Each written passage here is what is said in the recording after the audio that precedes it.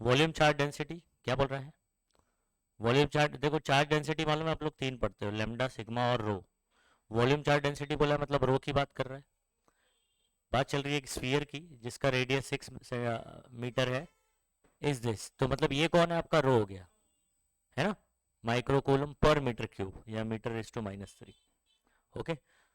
The number of line of force per unit surface coming out from the surface of the sphere. मुझे बताओ ये क्या पूछ रहा है?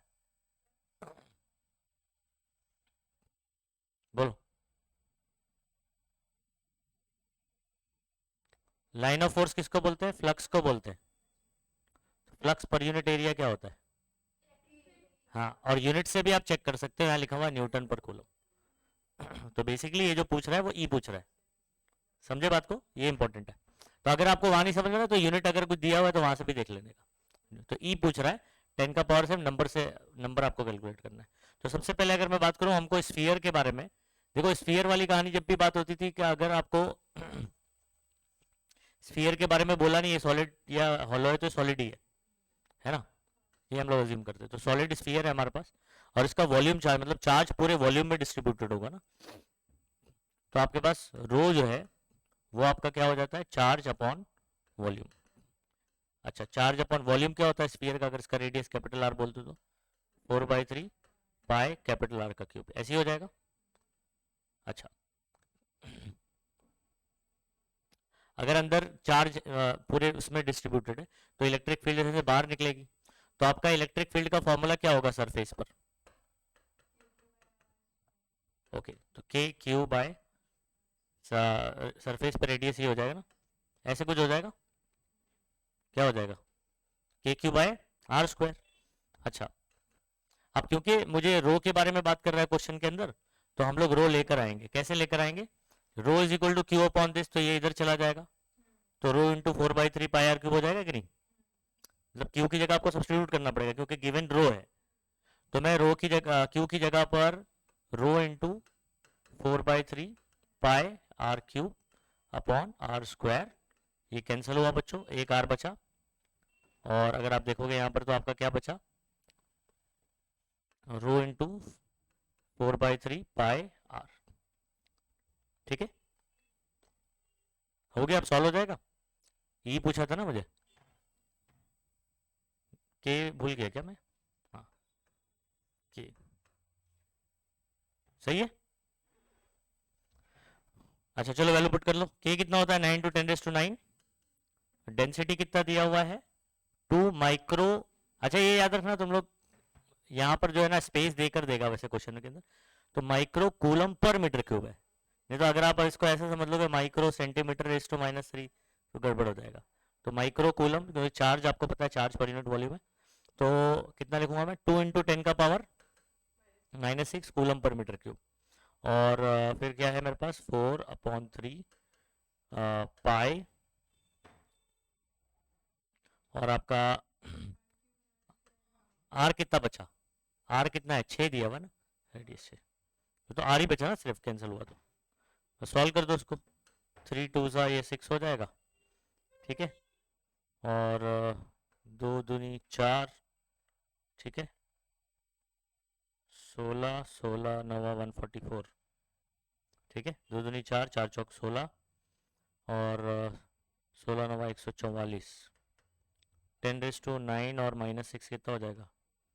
10⁻⁵। और आपका ये पाई बच रहा है। पाई की वैल्यू 3 आती है। आपका कितना 10 का पावर है? 10 दिया है, कुछ गड़बड़ हो रहा है क्या?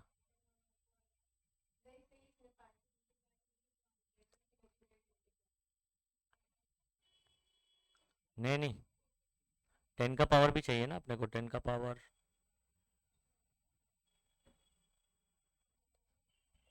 चलो यहाँ से मैं बना देता हूँ। के क्यू बाय आर स्क्वायर तो आया, उसके बाद ये आया ना के रो। ये वाले से जरा ये चेक करो। ठीक है, के की जगह पर मैं 1/4 पाई एप्सिलॉन नॉट रख देता हूँ। फिर रो इंटू 4/3 पाई आर, सिर्फ आर इतना बचेगा। 4 पाई से ये 4 पाई क्या हो जाएगा? कैंसिल हो जाएगा। तो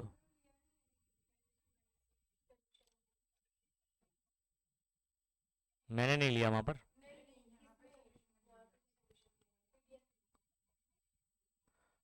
अच्छा तो ये माइक्रो नहीं लिया। हाँ तो फिर ये या तो डायरेक्टली क्या रहेगा यहाँ पर कूलम पर मीटर क्यूब होगा, क्योंकि आंसर तो आना चाहिए, फॉर्मूला मैंने वही, उसी से ये फॉर्मूला बन जाएगा, रो आर बाय 3 एप्सिलॉन नॉट। समझे? तो एक्चुअल में क्वेश्चन में प्रिंटिंग मिस्टेक है, ये नहीं होना चाहिए। समझे? तो अगर मैं ये नहीं लेता हूँ, देखो आंसर क्या आ रहा है,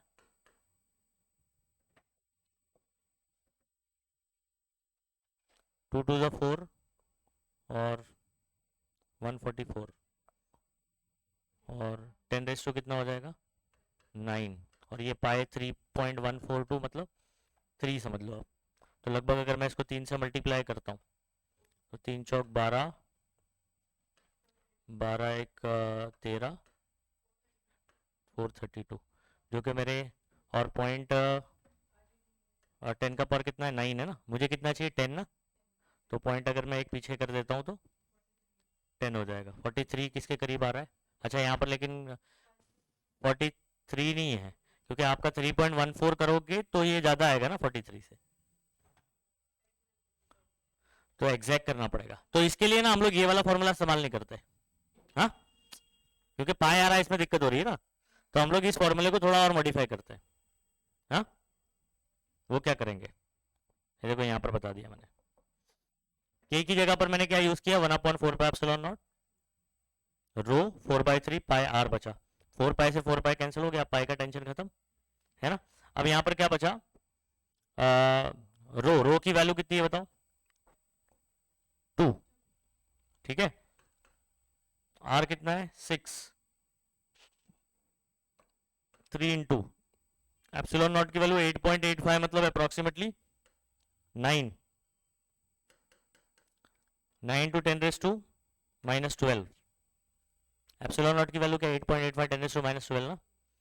तो यहाँ पर अब इसको काट दो, 3 2 ज़ा 6, 4/9, 10 रेस टू -12 ऊपर चला गया तो +12 हो जाएगा, 2 इसको दे देता हूँ, 400 डिवाइड बाई 9, 10 रेस टू 10 आ जाएगा। अब इसको काट लो, ठीक है, 4 ज़ा 36 और 4 ज़ा 36, 4 बचा, 4 ज़ा 36, 44.4, तो आपका फिर आंसर जो है ना 45 आ जाएगा। समझे? क्योंकि मैंने 8.85 को 9 माना है, तो नीचे अगर मैं बड़ा नंबर कर देता हूँ तो मेरा आंसर छोटा आएगा, तो मतलब मेरा जो फाइनल आंसर रहेगा वो जितना आ रहा है उससे थोड़ा ज़्यादा रहेगा। तब ऐसे करोगे तो ज़्यादा करीब आ जाओगे, क्योंकि आंसर बहुत करीब करीब दिया हुआ है। तो पाए वाले में मत करिए, आप ऐसे करोगे तो आंसर दोनों तरीके से लगभग आना चाहिए था अप्रोक्सीमेटली। तो यहाँ पर गड़बड़ क्या है क्वेश्चन के अंदर, समझ में आ रहे हो ये? चलो नेक्स्ट,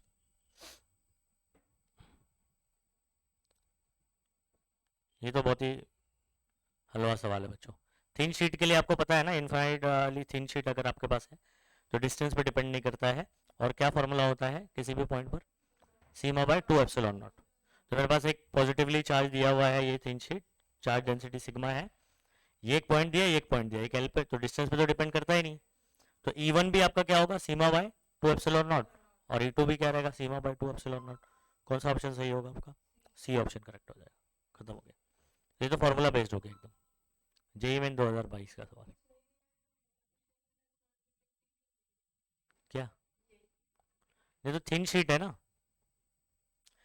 देखो कंडक्टिंग हो चाहे नॉन कंडक्टिंग, चार्ज कहाँ होता है, सरफेस पर, किधर होता है, सरफेस पर रहता है, तो सरफेस के हिसाब से आपको बात करनी है।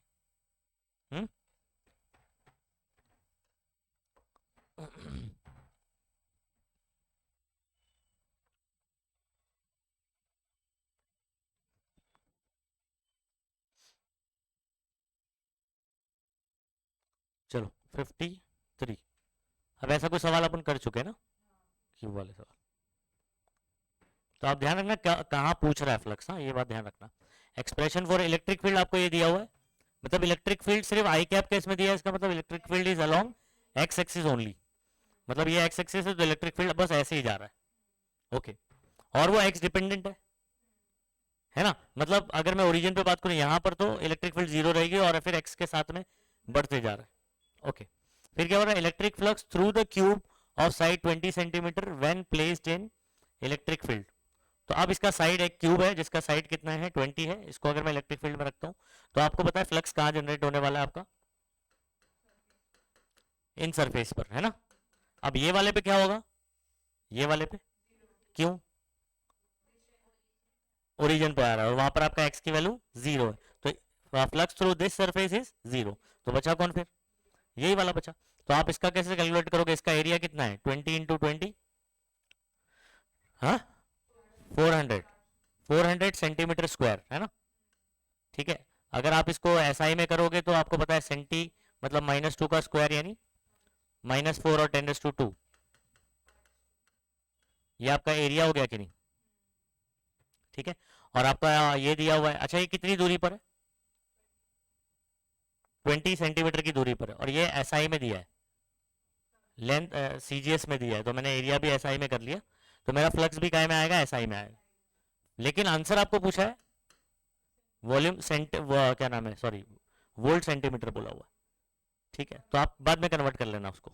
तो आ जाओ इधर पे, सबसे पहले मैं फ्लक्स अगर निकालना है मुझे तो ई डॉट ए, तो ई इंटू ए ही हो जाएगा कि नहीं, क्योंकि इलेक्ट्रिक फील्ड इधर है, ये वाला जो सरफेस है वो आउटवर्ड होगा, दोनों का डायरेक्शन क्या होगा सेम, cos 0 1, तो ई इंटू ए ही सॉल्व करना है बस आपको। चलो ई कैसे रखेंगे, मैं यहाँ पर रखूंगा 4000, ठीक है। एक्स की वैल्यू क्या रखूं, कितनी दूरी पर है ये, 20 सेंटीमीटर पर है, तो 20 × 10⁻² बोल सकते हो या 0.2 भी बोल सकते हो, है ना, उसका स्क्वायर इंटू अपना एरिया 4 × 10⁻² हो गया। अब आपको पता है क्या होने वाला है, ये 4 × 10⁻³ कर देता हूं, 0.2 का स्क्वायर क्या हो जाएगा बच्चों, 0.02, 0.04 सॉरी, और 10⁻²। अब आपको मालूम है 4 चौक 16, 16 चौक 64, 64 आपका कोई आंसर दिखाई दे रहा है वो सही होगा, तो ए ऑप्शन करेक्ट होगा, बाकी 10 का पावर भी देख लो। पॉइंट अगर दो आगे करता हूं, -2 -2 -4 और 3 -1 बचेगा, बराबर, तो ये कितना हो जाएगा 640 और इंटू 10 का पावर -1, ये आपका जो आया है वो एसआई में आया है, तो इसका यूनिट आपका हो जाएगा, इसको हम लोग ई का वोल्ट पर मीटर बोलते हैं ना, और ये मीटर स्क्वायर, तो ये आपका क्या हो जाएगा वोल्ट मीटर हो जाएगा। अभी आप चाहते हो उसको वोल्ट सेंटीमीटर में कन्वर्ट करना, है ना, तो मैं अगर क्या करूं, इधर पे एक जीरो कंसीडर कर लूं, इधर पॉइंट है, तो पॉइंट अगर एक आगे कर देता हूं तो क्या हो जाएगा, हाँ और सेंटीमीटर, तो 640 वोल्ट सेंटीमीटर, समझ गए। वैसे नंबर में आ जाएगा आपको डायरेक्ट, जितने नंबर है उसको मल्टीप्लाई करके क्या आ रहा है 64 आ रहा है, तो ये आंसर होगा। हाँ अभी 64 कोई 64 है, कोई 640 है, 0.64 है, तो फिर वहां पर 10 का पावर सॉल्व करने की जरूरत पड़ेगी आपको, अदरवाइज नहीं पड़ने वाली, ठीक है। तो इतने में ही आप डायरेक्ट आंसर कर सकते हो, आधा ही सॉल्व करके आप डायरेक्ट कर सकते हो आंसर ऑप्शन के हिसाब से। नेक्स्ट करें, चलो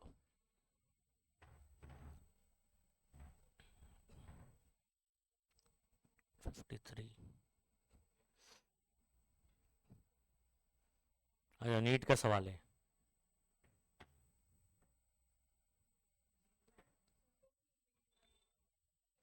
sphere encloses an electric dipole with the charge, अच्छा डायपोल है और अंदर एक स्फीयर के अंदर ये प्लस भी और नेगेटिव दोनों चार्ज है, डायपोल है, तो आपको मालूम टोटल फ्लक्स क्या आता है, जीरो। ये नीट 2019 का सवाल।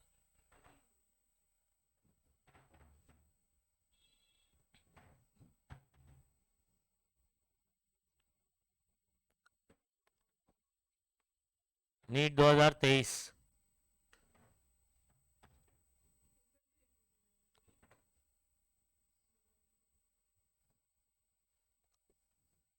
इसलिए पीवाई की जरूरी है। Electric dipole is placed at an angle of 30 degree. तो आपके पास एक इलेक्ट्रिक डायपोल रखा गया, कितना एंगल बना रहा है ये? 30 डिग्री बना रहा है, ठीक है। इलेक्ट्रिक फील्ड इंटेंसिटी, तो इसका मतलब ये नेगेटिव रहेगा, ये पॉजिटिव रहेगा, क्योंकि इलेक्ट्रिक डायपोल का डायरेक्शन ये होता है इलेक्ट्रिक फील्ड का, ये ठीक है। तो ई दिया हुआ है, एक्सपीरियंस है टॉर्क, टॉर्क आपको दिया गया है, मैग्नीट्यूड ऑफ चार्ज। अच्छा, इनका रिलेशन पता है आपको? टाउ इज इक्वल टू बोलो पीई साइन थीटा होता है ना मैग्नीट्यूड फॉर्म में, ठीक है। पी की जगह आप क्या लिख सकते हो? क्यू इंटू 2l, या एल भी लिख सकते हो, लेकिन आप ध्यान रखना ये पूरा 2l ही आपका इलेक्ट्रिक लेंथ होगा, जैसे मैग्नेटिक लेंथ हुआ करता है। अच्छा, इसमें क्या दिया हुआ? टाउ दिया है, लेंथ दिया हुआ ई दिया है, थीटा दिया है, क्यू निकालने का हो गया। इधर 4 रख दो, क्यू लेंथ कितना बोला है दोनों के बीच में? 2 सेंटीमीटर, मतलब 2 इंटू 10 का पावर माइनस, ये पूरे की जगह पे रख रहा हूं मैं। और उसके बाद ई कितना है? 2 इंटू 10⁵ साइन 30 डायरेक्ट हाफ लिख दूं क्या? है ना, ये 2 से ये 2 क्या हो जाएगा? कैंसिल, 2 2 जा 4, इधर पे 2 बचा, -2 और ये +5 3, 10⁻³ इधर आएगा तो -3, मतलब 2 इंटू 10 का पावर -3 कूलम आपका ये क्या आ गया? क्यू आ गया, है ना। अब इसको क्या बोल सकता हूं मैं? 2 मिली कूलम बोल सकता हूं। किधर है ऑप्शन?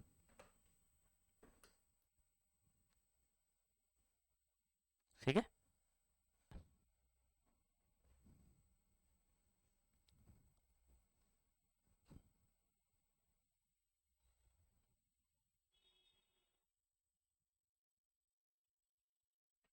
ये वाला सवाल भी बहुत आसान है, आगे बात करते हैं।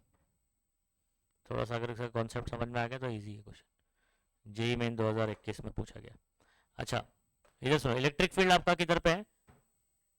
आई कैप जे कैप दोनों दिया हुआ है ना, मतलब एक्स वाई प्लेन में रहेगा इलेक्ट्रिक फील्ड, बराबर। अच्छा, ई नॉट की वैल्यू आपको दी है, आप चाहे तो वहां पुट कर सकते हैं। Flux of the field, flux निकालना है थ्रू द सरफेस जिसका एरिया इतना है, parallel to y z plane. अच्छा, एक काम करो, ये एक्स एक्सिस है, ये आप वाई ले लो, और ये क्या हो गया? जेड। तो वाई जेड प्लेन तो ये हो गया ना आपका, समझ आ रहा है? तो आपका जो एरिया है वो वाई जेड प्लेन के, मतलब ये वाई एक्सिस है, ये जेड एक्सिस है, इसके पैरेलल है, parallel to y z plane. तो ये बात समझ लो कि हाँ पैरेलल है। तो बेसिकली अगर मैं बात करूं, एरिया ऐसा है ना, तो एरिया का डायरेक्शन कैसा होता है? Perpendicular to its surface. तो एरिया का डायरेक्शन क्या होगा? एक्स एक्सिस में होगा, ये बात समझ लो। अभी शॉर्टकट क्या सुनो, वाई जेड प्लेन बोला ना, कौन मिसिंग है इसमें? एक्स, मतलब एरिया का जो डायरेक्शन होगा, ध्यान रखिएगा, वो एक्स एक्सिस पर होगा। मतलब अगर मैं इसको वेक्टर फॉर्म में बोलूं तो ये 0.4 मीटर स्क्वायर आई कैप होगा। आगे बात समझ में? अच्छा, और मुझे क्या पूछा है? फ्लक्स पूछा है ना। तो फ्लक्स का फॉर्मूला क्या होता है? दो, अगर वेक्टर फॉर्म में दिया हुआ है तो ई बार डॉट ए बार बोलूंगा। ई बार आप क्या लिखोगे? 2/5 e nought i cap, 3/5 e nought j cap, dot लिखूंगा 0.4, और ये क्या है? I cap. अब आपको पता है डॉट प्रोडक्ट में सेम सेम वाला ही बचता है, तो आप आई इसको मल्टीप्लाई करोगे तो यही बचने वाला है, और ये वाला आई डॉट जे तो जीरो हो जाएगा, जे डॉट आई जीरो हो जाएगा। तो आपका क्या बचेगा? 2/5 e not into 0.4। E not की वैल्यू कितनी है? 4 इंटू 10⁻, हो गया। क्या करना चाहिए? 2 4 जा 8, 8 4 जा 32, है ना। तो 3.2 और 10⁻³ अपॉन क्या हो गया? 5। काट डालो उसको, आप इसको चाहे तो 10⁻³ पहले मल्टीप्लाई कर दो, तो ये कितना हो जाएगा? 3200 हो जाएगा। अब काट डालो उसको, 5 6 जा 30, 5 4 जा 20, और एक जीरो बच जाएगा, 640 आंसर आ जाएगा।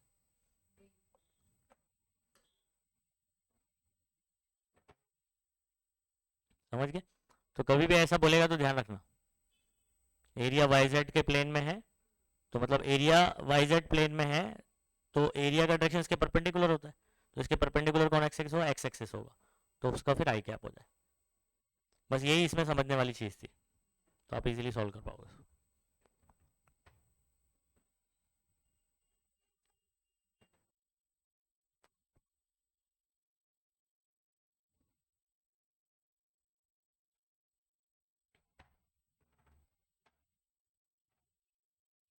JEE Main 2022।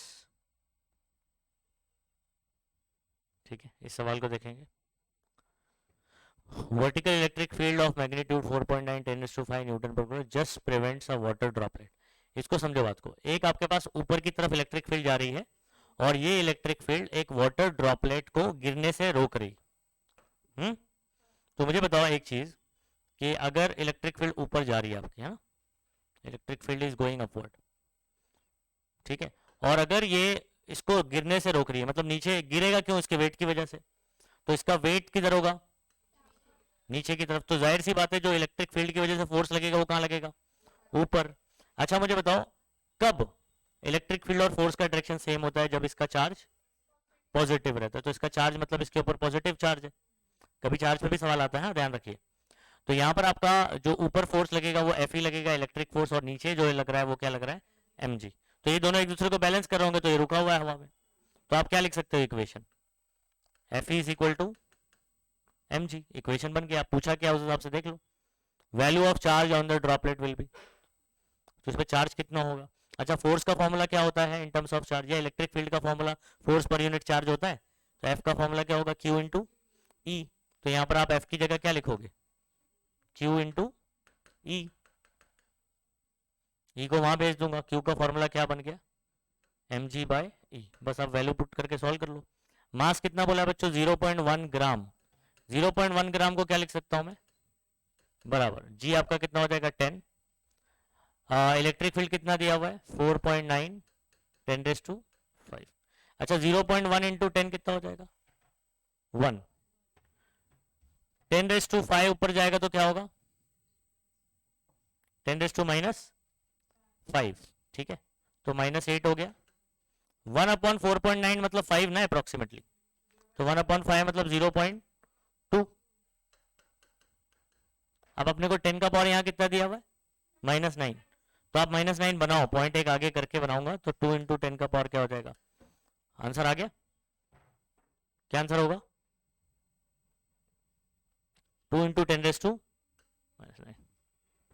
वैसे ऑप्शन में इनको सिर्फ 2 1.6 3.2 क्योंकि उधर दिया हुआ तो ऐसा देना चाहिए था, लेकिन पूरा भी दिया तो कोई दिक्कत नहीं। नहीं तो फिर क्या हो जाएगा कि आप इसको पुट करोगे फिर -9 -9 -18 होना चाहिए, ऐसा नहीं, समझे। हो गया आंसर। नेक्स्ट करें।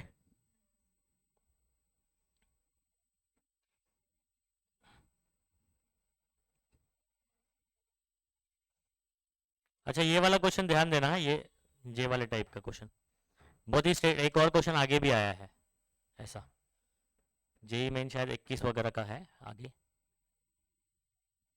ये वाले सवाल को डायरेक्ट आंसर कर देना, ठीक है। इसका करने का तरीका क्या है समझ लो, और क्वेश्चन क्या है। तो हमारे पास 4 microcoulomb is to be divided, तो आपके पास एक चार्ज है जिसको आप equally to be divided into 2, मतलब आप इसको 2 हिस्सों में बांट देते हो, नंबर कुछ भी हो सकता है, ठीक है। आपको डिसाइड करना है कि कितने में बांटोगे। और तो मान लो एक मेरे पास क्यू चार्ज था, ठीक है, इसको आपने इसमें से कुछ स्मॉल क्यू निकाल दिया, है ना, तो क्या लिखूं मैं इधर पे,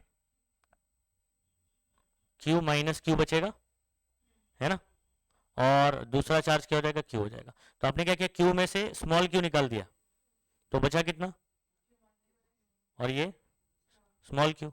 और यहां पर क्या बोल रहा है कि इनके बीच का जो फोर्स होगा ये क्या होना चाहिए, मैक्सिमम होना चाहिए, ठीक है। मैं आपको एक नंबर देता हूं बच्चों, जैसे फॉर एग्जांपल मान लो 4 नंबर दिए हमने आपको, इसके 2 टुकड़े करो और बताओ कौन सा टुकड़ा जो आप डिवाइड करोगे उसका मल्टीप्लीकेशन मैक्सिमम आएगा, है ना।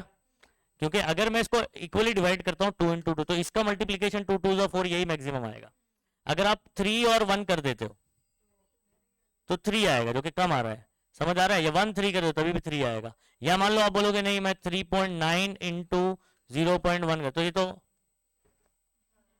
0.39 आएगा।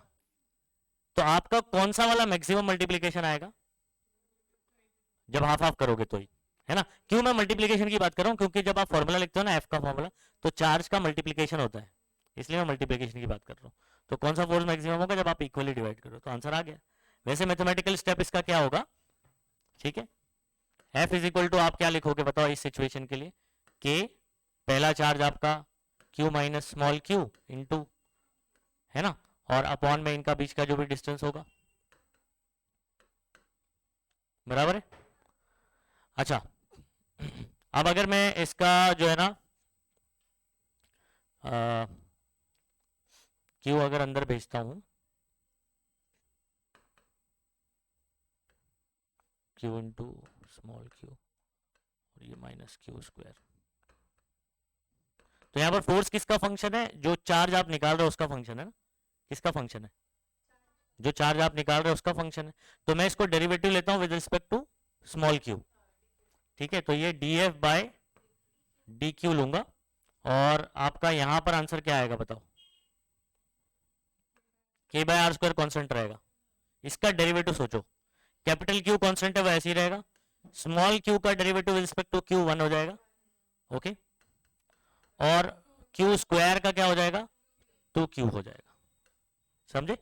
अच्छा अब अगर ये मैक्सिमम बच्चों, तो मैक्सिमम जो है वो तो चेंज होगा नहीं, तो उसका डेरिवेटिव क्या रहता है, 0 रहता है, k by are square q minus 2q, ये इधर जाएगा 0, q minus 2q is equal to 0, यानी q is equal to 2q, तो q is equal to small q is equal to capital Q by, मतलब हाफ हाफ कर दोगे, simple सी बात है, लॉजिक समझ में आया कि नहीं। तो इधर 4 रखूंगा, 4 डिवाइड बाय 2 2 हो जाएगा। और ऐसे क्वेश्चन में हमेशा आधा आधा ही करने का अपने को, एक क्वेश्चन और आगे मिलेगा आपको, था इससे पहले, ओके, आगे भी एक क्वेश्चन है आपका, उसमें आपको 10 माइक्रो कूलम दिया है, तो 5 5 हो जाएगा, पीडीएफ में देख लो, आगे चेक कर लो, एक क्वेश्चन है। तो इसको पूरा सॉल्व करोगे क्या, सॉल्व करने का भले तरीका ये है, लेकिन आपको पता है लॉजिकली क्या होने वाला है, तो डायरेक्ट आंसर कर दोगे इसको।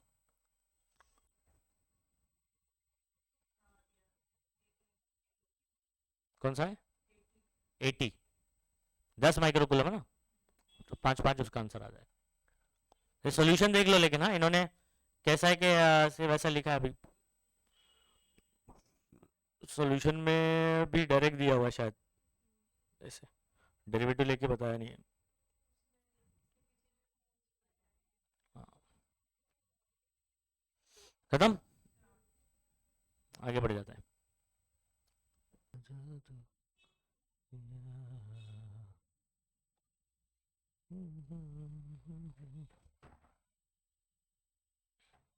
अच्छा लाइन चार्ज डेंसिटी वाला कहानी पता है ना, मतलब अगर कोई थिन वायर है उस पर चार्ज डिस्ट्रीब्यूट, तो उसके आर दूरी पर कितना होगा इलेक्ट्रिक फील्ड का फॉर्मूला पता है,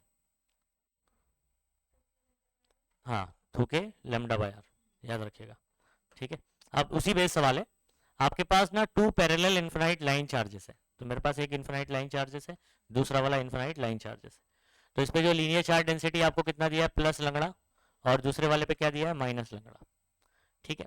are placed at a distance of 2r, दोनों के बीच की दूरी कितनी है 2r की दूरी है in free space, what is the electric field midway, मतलब इन दोनों के बीच में ना, इन दोनों के बीच में between the two line charges कितनी होगी, नीट 2019 का सवाल है।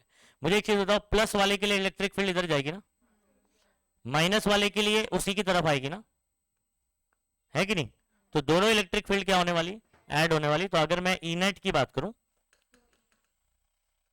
ई नेट की बात करूं, नहीं रुको, तो आप इसको बोलोगे E1 और इसको क्या बोलोगे E2 बोलोगे। अब देखो माइनस साइन कंसीडर मत करना फिर, अभी डायरेक्शन ऑलरेडी बात हो चुकी है, हाँ डिस्टेंस दोनों का r, इसका भी r डिस्टेंस है और इसका भी क्या है r डिस्टेंस है, तो r डिस्टेंस भी सेम है, चार्ज भी क्या है सेम है, डायरेक्शन सेम हो गया, तो डायरेक्टली 2 इंटू इलेक्ट्रिक फील्ड हो जाएगा ना।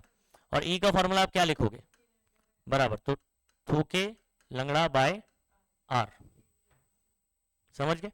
अच्छा उसके बाद नंबर सॉल्व कर, अच्छा फॉर्मूला निकालना है ना सिर्फ इसमें, तो 2 2 जाए कितना हो जाएगा 4।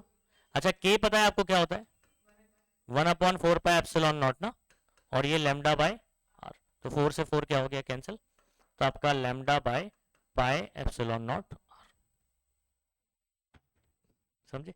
अच्छा इसको दूसरा तरीका भी, अगर आपको थूके लंगड़ा बाय आर वाला फॉर्मूला नहीं याद है तो दूसरा वाला फॉर्मूला, अगर ये वाला याद है, lambda by 2 pi epsilon not R भी फॉर्मूला है। इसी को सॉल्व करके ना, लेमडा बाय 2 पाई एप्सिलॉन, तो लेमडा बाय 2 आ रहा है ना, मतलब हाफ आ रहा है, तो आधा और आधा एक हो जाएगा, तो वैसे भी आ जाएगा। ठीक है, वैसे आसान फॉर्मूला कौन सा है, थूके लंगड़ा बाय आर। ठीक है, तो आपका ऑप्शन कौन सा सही हो जाएगा? ई नॉट क्यों लिखा है इन्होंने? वही आंसर है लेकिन इधर पे लिखा गलत है। जाला। नेक्स्ट करें।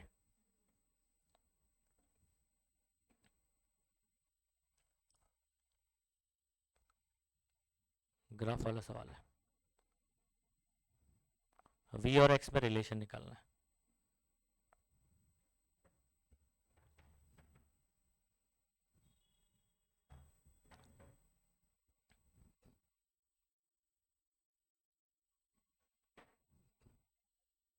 चलो, कौन बताएगा क्या कहानी है?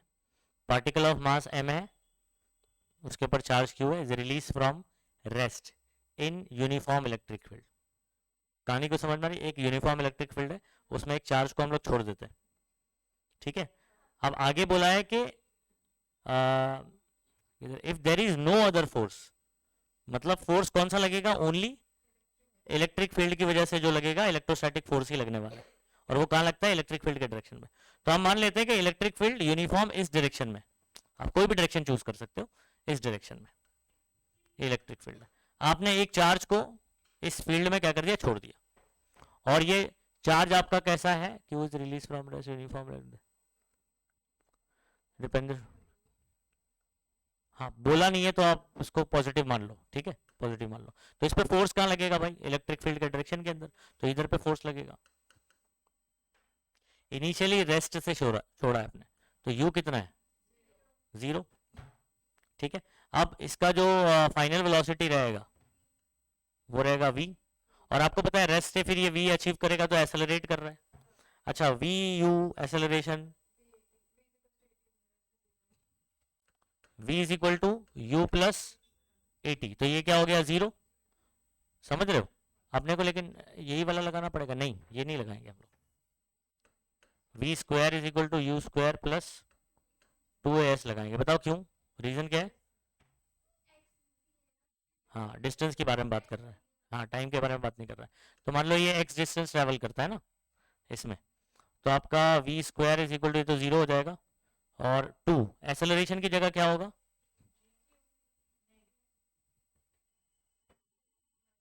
देखो, जो फोर्स है मेरा वो सिर्फ q इंटू है, और फादर की जगह हम लोग माँ लिख सकते हैं, है ना? तो यहाँ पर क्या आ जाएगा? क्यू ई बाय एम, तो एक ही जगह आ जाएगा क्यू ई बाय एम, और यहाँ पर आपका कौन आ जाएगा? x। अब बताओ v स्क्वायर और x में ये सब तो कांस्टेंट है ना? हाँ, स्क्वायर है ना, पैराबोलिक। स्क्वायर होता है तो कैसा होता है? लेकिन अब आपका, अब बोलोगे सर पैराबोला ऐसा भी बन सकता है, ऐसा भी बन सकता है, कौन सा सही होगा? तो वो सिंपल है इसका आंसर, सुनो। अगर मैं ऐसे लिखूं v is directly proportional to root x लिखूं, है ना, बराबर? फॉर एग्जांपल x, आपने x 4x हो गया, समझ आ रहा है? हाँ, तो v कम बढ़ेगा, x ज्यादा बढ़ेगा और v कम बढ़ेगा, क्योंकि 4x का फिर स्क्वायर रूट होगा, 2 रूट x हो जाएगा। ठीक है, तो x की तरफ ज्यादा बढ़ेगा, v कम बढ़ेगा, तो आपका यहाँ पर झुकाव किसकी तरफ रहेगा? x की तरफ रहेगा। नहीं समझे? ठीक है, नंबर लेके देखोगे तो आपको समझ में आ जाएगा। ठीक है, ऐसा नंबर लेना जिसका स्क्वायर रूट पॉसिबल हो। तो x की वैल्यू मैंने अगर मान लो 4 इस्तेमाल किया, तो v कितना आएगा? 2 आएगा। x की वैल्यू आप अगर 16 इस्तेमाल करते हो तो ये 4 आएगा। तो x देख रहे हो आपका 4 से 16 हुआ, लेकिन v जो है वो 2 से सिर्फ 4 होगा, तो x ज्यादा बढ़ेगा और v कम बढ़ेगा, तो झुकाव आपको किसकी तरफ दिखाई देगा?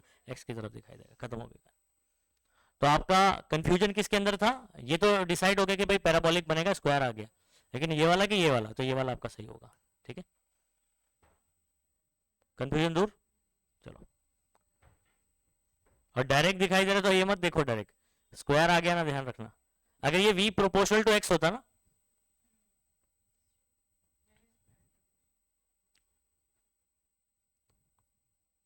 चलो नेक्स्ट।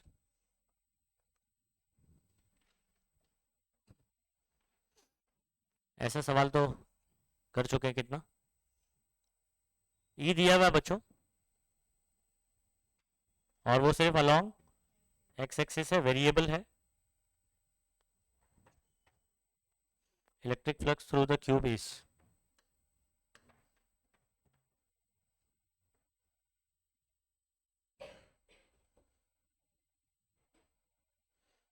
तो आप कौन सा एरिया कंसिडर करने वाले हो यहां पर बच्चों? जो एक्स एक्सिस क्या है, क्योंकि बाकी जगह फ्लक्स क्या हो, इलेक्ट्रिक फील्ड बाकी एरिया से परपेंडिकुलर होगा ना, तो जीरो ही होने वाला है। तो आपका कौन सा रहेगा, देखो ये वाला एरिया, और कौन सा, ये वाला। अब देखो सिचुएशन हमेशा ध्यान रखना कि डायग्राम कैसा दिया है। हाँ, यहाँ दोनों एरिया हमारा काम का होगा। पहले क्या होता था, ओरिजिन पे रख देता था, एक्स डिपेंडेंसी में ये वाले का जीरो हो जाता था, सिर्फ आगे वाले का कैलकुलेट करना होता था। यहाँ आपका इधर का भी आएगा और इधर का भी आएगा, तो पहले वाले और इसमें ये थोड़ा डिफरेंस है। हाँ, अभी मैं थोड़ा सा इस पर चर्चा करता हूँ, इधर ही सॉल्व कर दूं, इधर स्पेस है अपने पास अच्छा खासा। चलो मुझे एक चीज बताओ, जब इलेक्ट्रिक फील्ड तो ऐसे जा रहा है, पॉजिटिव दिया हुआ ना, तो electric field is going in positive x axis. अच्छा, ये वाला जो एरिया है इसका डायरेक्शन किधर होगा? वेरी गुड, पीछे की तरफ होगा, है ना। तो इलेक्ट्रिक फील्ड ऐसे जा रहा है और एरिया ऐसा है, 180 एंगल, मतलब ये वाला फ्लक्स आपका नेगेटिव आएगा, बराबर। और इधर पे एरिया कैसे होगा, बाहर इलेक्ट्रिक फील्ड भी है ना, तो यहां पर आपका एंगल जीरो हो जाएगा, cos 0 1, मतलब पॉजिटिव फ्लक्स होगा। तो टोटल फ्लक्स, अच्छा बाकी का एरिया कैलकुलेट नहीं करूंगा, क्योंकि बाकी के एरिया में इलेक्ट्रिक फील्ड ऐसा, एरिया इधर या तो इधर या तो इधर या तो इधर, परपेंडिकुलर है सारे इसमें, तो वहां जीरो हो जाएगा। तो आपको सिर्फ यही वाला एरिया कैलकुलेट करना है, ये वाला पॉजिटिव, ये वाला नेगेटिव, ये वाला एरिया दूर है, इलेक्ट्रिक फील्ड ज्यादा हो जाएगी, तो ये फ्लक्स ज्यादा आएगा और ये वाला कम आएगा, और दो ये पॉजिटिव ये नेगेटिव, नेट फ्लक्स आपका सब्ट्रैक्ट होगा, आंसर पॉजिटिव आएगा, सब्ट्रैक्ट होगा और पॉजिटिव आएगा। अच्छा चलो ये वाला फ्लक्स कैलकुलेट कर लेते हैं। ठीक है, पहले एरिया निकालो, ये कितना साइड दिया हुआ है, दो दो दो, ये कितना आ जाएगा एरिया बताओ, 4 मीटर स्क्वायर। इधर भी 4 आ जाएगा। ठीक है, करना क्या है अभी सुनो, इधर पे फ्लक्स कैसे निकालेंगे, फ्लक्स 2 बोल दो और ये वाला फ्लक्स 1 बोल दो। ठीक है, डायरेक्ट नेगेटिव करके लिख दे रहा हूं मैं, आपको समझ में आ जाएगा ना क्यों। हाँ, तो यहां पर आपका हो जाएगा ई इंटू ए, ई आपका है ई एक्स स्क्वायर ना, कितना था 4x स्क्वायर, कितना था जरा देखो, कितना स्क्वायर था, 2x है सिर्फ, ओके। तो ये डिस्टेंस कितना है, तो 2 इंटू एक्स 2, ठीक है, और एरिया आपका कितना है 4, तो दो दूनी 4, 4 चौक 16, -16 आ गए। ठीक है, ये वाला आ जाओ, प्लस आ जाएगा ना ये ई इंटू ए, ये आपका कितना है 2 इंटू 2 + 2 4, ठीक है, और इंटू एरिया 4, 2 4 = 8, 8 4 = 32 +32। तो अगर आप नेट फ्लक्स बात करोगे बच्चों, तो 32 - 16, यानी आंसर आ जाएगा 16। समझ गए, ऑप्शन आपका डी करेक्ट हो जाए। चलो नेक्स्ट।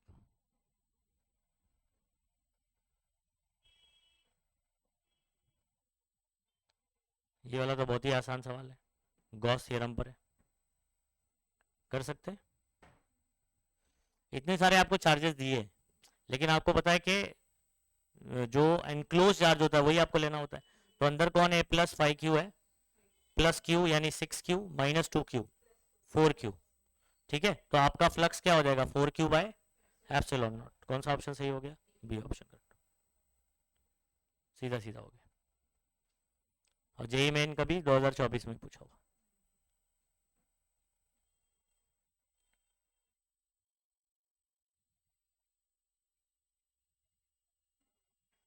चलो इस सवाल को देखेंगे।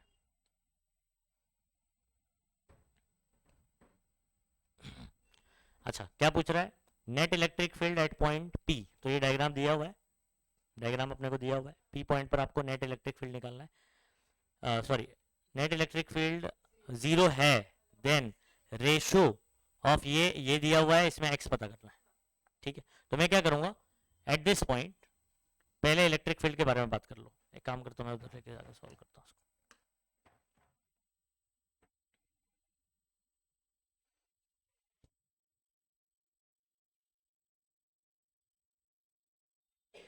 चलो इधर मुझे पहले ये बताओ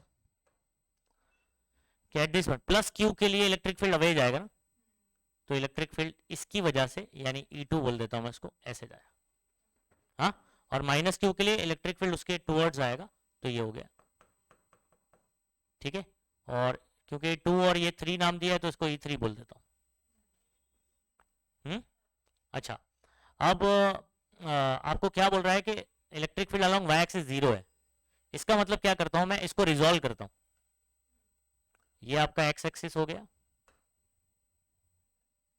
ठीक है, ये आपका वाई एक्सिस हो गया, ठीक है। रिजॉल्व करने के लिए आपको एंगल कंसीडर करना पड़ेगा ना, अब क्योंकि ये सब लेंथ देखो डिफरेंट है ना, तो ये एंगल्स अलग होंगे, तो आप एक काम करो, इसको मान लो अल्फा, क्या मान लो, और इसको मान लो बीटा, ठीक है।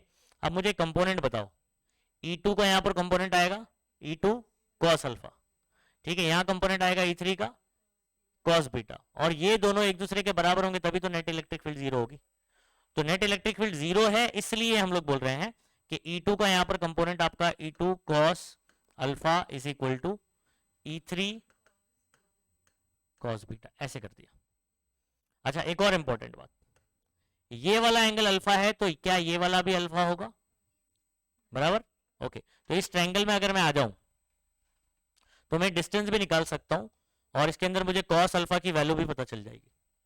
मुझे बताओ ये Q2 और ये P पॉइंट के बीच का डिस्टेंस कितना होगा, ये 2 और ये 4 है, तो पाइथागोरस √2 स्क्वायर प्लस 4 स्क्वायर यानी 20, √20 आ जाएगा, समझ पा रहे हो।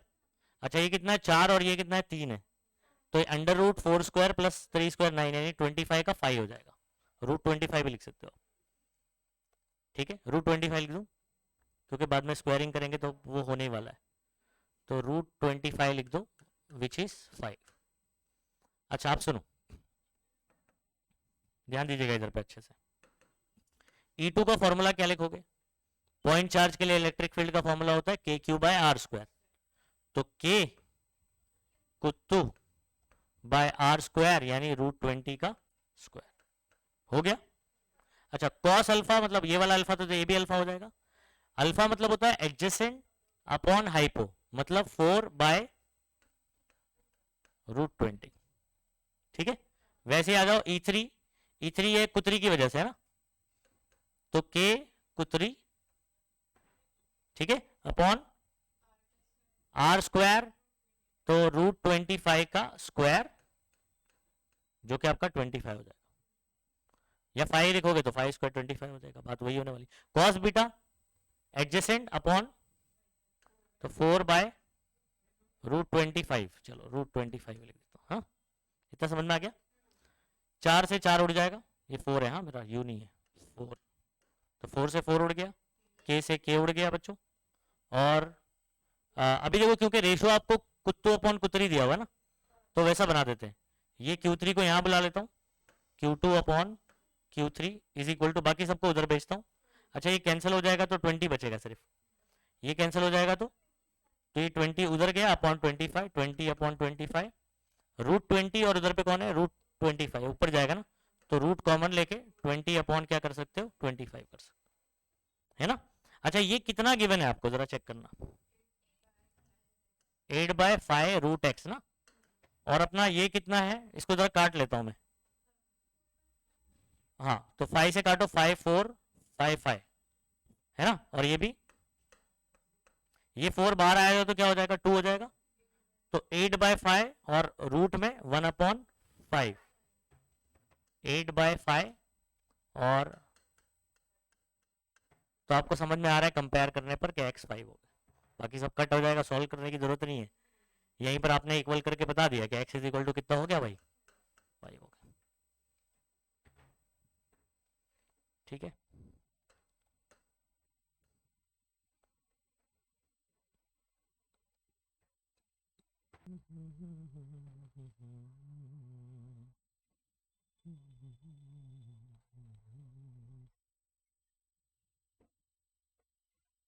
फिर से एक जेई मेन 2024 का सवाल आ रहा है फ्लक्स पे आधारित।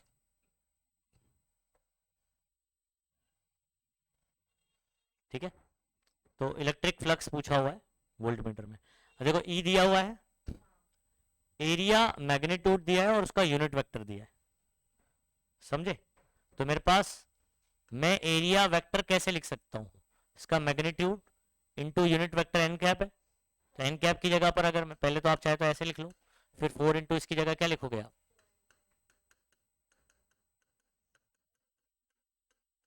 Upon root 6। 4 आप अंदर मल्टीप्लाई कर दोगे तो 6 आई कैप, सॉरी क्या करता हूँ मैं, 4 टू ज़ा 8 आई कैप, 4 जे कैप, 4 के कैप, और अपॉन में क्या हो गया रूट 6। ये एरिया वेक्टर अब हो गया। एरिया को आपको मैग्नीट्यूड और यूनिट वेक्टर अलग करके दिया हुआ था, साथ में कर लेना है। अच्छा, आपका फ्लक्स का फॉर्मूला क्या होता है, ई बार डॉट ए बार, डॉट होता है ना, वेक्टर फॉर्म में दिया तो डॉट, आपको एंगल तो दिया नहीं है। ठीक है, तो आप ई बार कितना लिखोगे, 2i 6j 8k upon what root 6 into ये वाला क्या है 8i 4j। डॉट कैसे सॉल्व होता है बताओ? हाँ, पहला पहले से, दूसरा दूसरे से, तीसरा तीसरे से। बस आई जे के का ख्याल रखना है आपको, क्वेश्चन में घुमाने के लिए कभी जे आई के ऐसे दे देता है। तो आपको ये कितना आ गया, 2 8 ज़ा 16, 6 4 ज़ा 24, ठीक है, और 8 4 ज़ा 32, रूट 6 इंटू रूट 6 6। ठीक है, तो ये कितना हो जाएगा 30 और ये 72 डिवाइडेड बाय 6। 6 1 ज़ा 6 1 ज़ा 6 2 ज़ा 12, 12 आ गया बच्चों। ये ऑप्शन इज करेक्ट।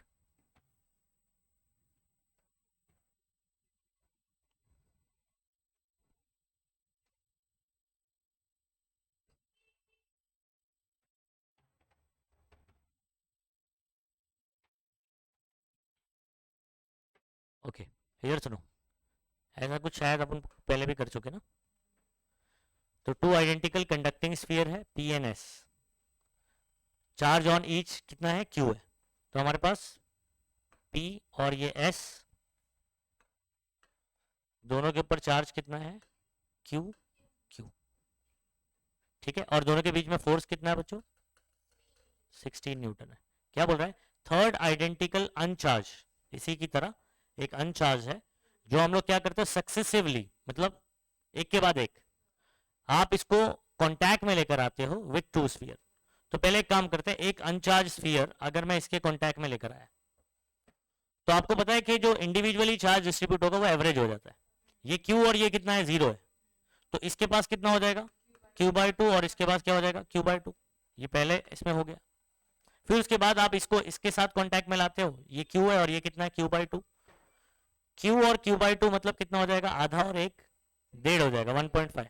1.5 का आधा कितना होगा 0.75 मतलब 3/4। तो फिर ये डिवाइड कैसे होगा, आप प्लस करके डिवाइड बाय 2 करके भी कर सकते हो। तो ये कितना हो जाएगा 3q/4 इस पे आ जाएगा और इस पे कितना आ जाएगा 3q/4। तो फाइनली अब इनके ऊपर चार्ज कितना आ गया, नहीं समझे? तो पहले ये दोनों थे, फोर्स था 16, ये कहानी थी, ये आपको ध्यान रखना कि एफ कितना है 16। फिर आपने इसको इसके कांटेक्ट में लाया तो इसके पास चार्ज आ गया q/2, ये फाइनल चार्ज इसके ऊपर कितना है q/2। फिर आपने इसको इसके साथ कांटेक्ट में लेकर आया तो अब इसके पास चार्ज कितना है 3q/4। अब ये फोर्स बदल जाएगा कि नहीं, आपने डिस्टेंस को बदला नहीं है। तो यहां पर आपने क्या किया ध्यान रखो, ये अब मेरे पास इसके ऊपर चार्ज है q/2 है ये p, और s की बात करूं डिस्टेंस भी सेम ही है, ये हो गया है 3q/4। तो आपका फोर्स तो चेंज हो जाएगा ना भाई, अगर आपने चार्ज चेंज किया तो। एफ डैश के लिए फॉर्मूला क्या लिखोगे, k q/2 इंटू 3q/4, सही बात है, और डिवाइडेड बाय r²। अच्छा, यहां पर f के लिए फॉर्मूला क्या बनेगा, ये पहले वाले सिचुएशन के लिए k q²/r², है ना।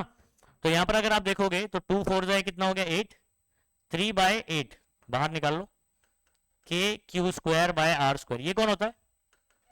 एफ।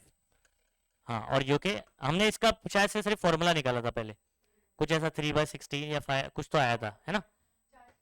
हाँ, एफ आपका कितना है? 16 है, तो 8 2 जा और 2 3 जा, खत्म। जे मेन 2024।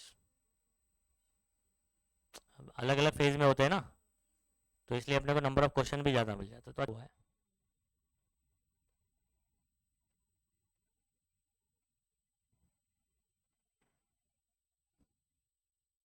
ये सिचुएशन है।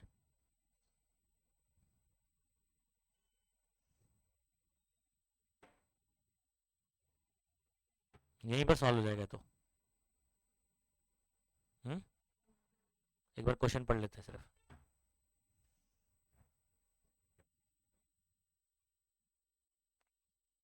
क्वेश्चन पढ़ो। 3 infinitely long charge thin sheet है placed as shown in the figure, जैसे डायग्राम में दिया। Magnitude of electric field at point P, तो आपको वहां पर पी पॉइंट ढूंढना है, वो ये दिया हुआ है, x sigma bye epsilon not. आपको एक्स फाइंड आउट करना है। तो मैं इलेक्ट्रिक फील्ड निकालना है बेसिकली अपने को। पी पॉइंट देख रहे हो कहां पर है? अच्छा, ये जो लाइन आपको दिखाई दे रही है शीट है, ठीक है? तो शीट तो डिस्टेंस डिपेंडेंट होता है क्या? नहीं ना। अच्छा, पहले डायरेक्शन देख लो जरा। ये सिग्मा है, प्लस सिग्मा है, -2 सिग्मा, और ये माइनस सिग्मा। अच्छा, सिग्मा का जोड़ीदार ये माइनस सिग्मा है, नहीं, प्लस सिग्मा है अवे, है ना? माइनस सिग्मा है इसके टूवर्ड्स, और इसका हो जाएगा सीमा बाय 2 एप्सिलॉन नॉट, इसका भी सीमा बाय 2 एप्सिलॉन, दोनों मिलकर क्या हो जाएगा? आधा और आधा एक हो जाएगा, only Seema by epsilon not. नहीं समझे? फॉर्मूला कैसे है शीट के लिए? अभी रुको ना, दो का कर दिया मैंने, अभी तीसरा का करूंगा। ये माइनस सिग्मा और सिग्मा वाला ऐड होकर क्या हो गया? सीमा बाय एप्सिलॉन नॉट। अच्छा, अब ये बचा ये, इसके लिए भी टूवर्ड्स आएगा ना, तो टूवर्ड्स आएगा तो अपन क्या लिखेंगे इसके लिए? टू, माइनस लेने का नहीं क्योंकि आप डायरेक्शन ले रहे हो वहां पर। तो 2 सिग्मा बाय, ये पूरा चार्ज ये है अपना charge density, 2 sigma bye 2 epsilon not, ये कैंसिल हुआ, सीमा बाय एप्सिलॉन नॉट। अच्छा, पहले इन दोनों का कितना है? सीमा बाय एप्सिलॉन नॉट, और इसका भी कितना है? सीमा बाय एप्सिलॉन, टोटल कितना हो जाएगा? 2 सीमा बाय एप्सिलॉन नॉट, और वहां लिखा था x sigma bye epsilon not, मतलब x2 हो गया। समझ गए? खत्म।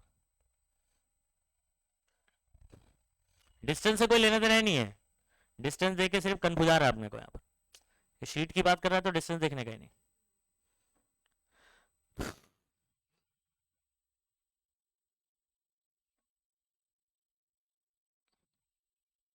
तो इसको कैसे करोगे, सॉल्व कैसे करोगे बच्चों? अब यहाँ तो मैंने शॉर्ट में ऐसे बता दिया ना, सॉल्व कैसे करेंगे। आप इसको ना कुछ नंबर दे दीजिए, 1 फर्स्ट शीट, सेकेंड शीट, और ये थर्ड शीट। तो आपका जो नेट है, सिर्फ डायरेक्शन देख लेना कि नेट इलेक्ट्रिक फील्ड में सारे ई ऐड होंगे ना, तो E1 plus E2 plus what E3। तो E1 आपका हो जाएगा सीमा बाय 2 एप्सिलॉन नॉट, और E2 आपका होगा 2 सीमा बाय 2 एप्सिलॉन नॉट, और आपका ये हो जाएगा सीमा बाय 2 एप्सिलॉन नॉट। नीचे सेम है ना, तो 2 epsilon not, Seema plus 2 Seema plus 1 सीमा, 4 सीमा, 2 2 सा, और अपने को ये E कितना दिया हुआ था? x Seema by epsilon not. तो ये पूरा इससे कट हो जाएगा, x इज इक्वल टू कितना हो जाएगा?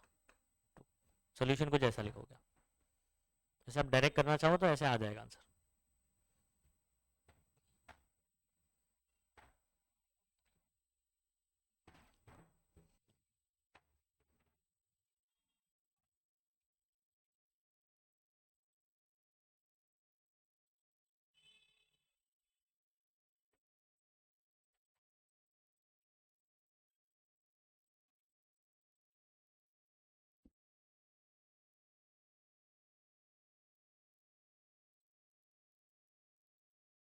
सीमा is the uniform charge density thin spherical shell of radius r. Any point on the surface of spherical shell is, क्या आएगा बताओ? अच्छा, आपको क्या नाम है, स्फीयर के लिए कोई फॉर्मूला पता है आपको कि हम लोग ने क्या फॉर्मूला याद किया था इन टर्म्स ऑफ सिग्मा? क्या? Q by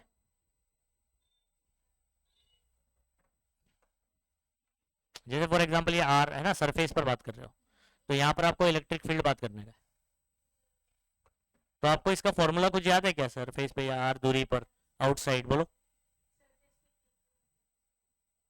okay, K Q by are square, small R की वैल्यू कैपिटल आर। ओके ठीक है, चलो ये वाला पता है, तो हम लोग लिखेंगे के क्यू बाय सरफेस पर तो कैपिटल आर स्क्वायर हो जाएगा ना। अच्छा, क्योंकि सिग्मा लेकर आना है तो क्या करना पड़ेगा आपको क्यू की जगह पर? बोलो। सिग्मा इंटू वॉल्यूम का एको area 4 pi are square, area of sphere. के की जगह लिख देता हूं 1/4 पाई एप्सिलॉन नॉट, क्यू की जगह लिख देता हूं sigma into 4 pi are square और अपॉन में आर स्क्वायर। 4 पाई से 4 पाई कट, आर स्क्वायर से R square cut, sigma by epsilon not, खत्म। समझे कौन सा ऑप्शन सही होगा? क्यों डबल लेंगे?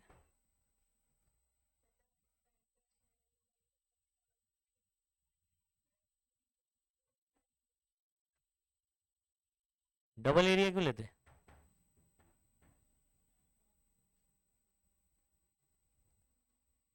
हाँ, sigma is uniform surface charge density of thin spherical shell of radius r।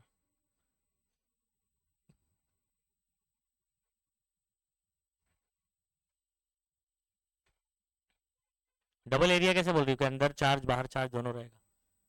अपने को बाहर के इलेक्ट्रिक फील्ड बात करना है ना, समझ आ रहा है? अंदर वाला वैसे भी नेट इलेक्ट्रिक फील्ड जीरो होने वाला है, ठीक है। हाँ,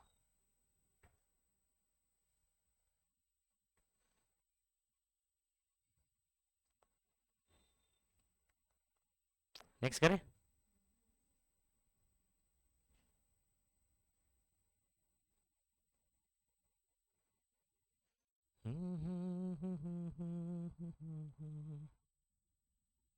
अब ये वाला जो क्वेश्चन है ना बच्चों, ये ग्रेविटेशन के साथ कंबाइन किया गया।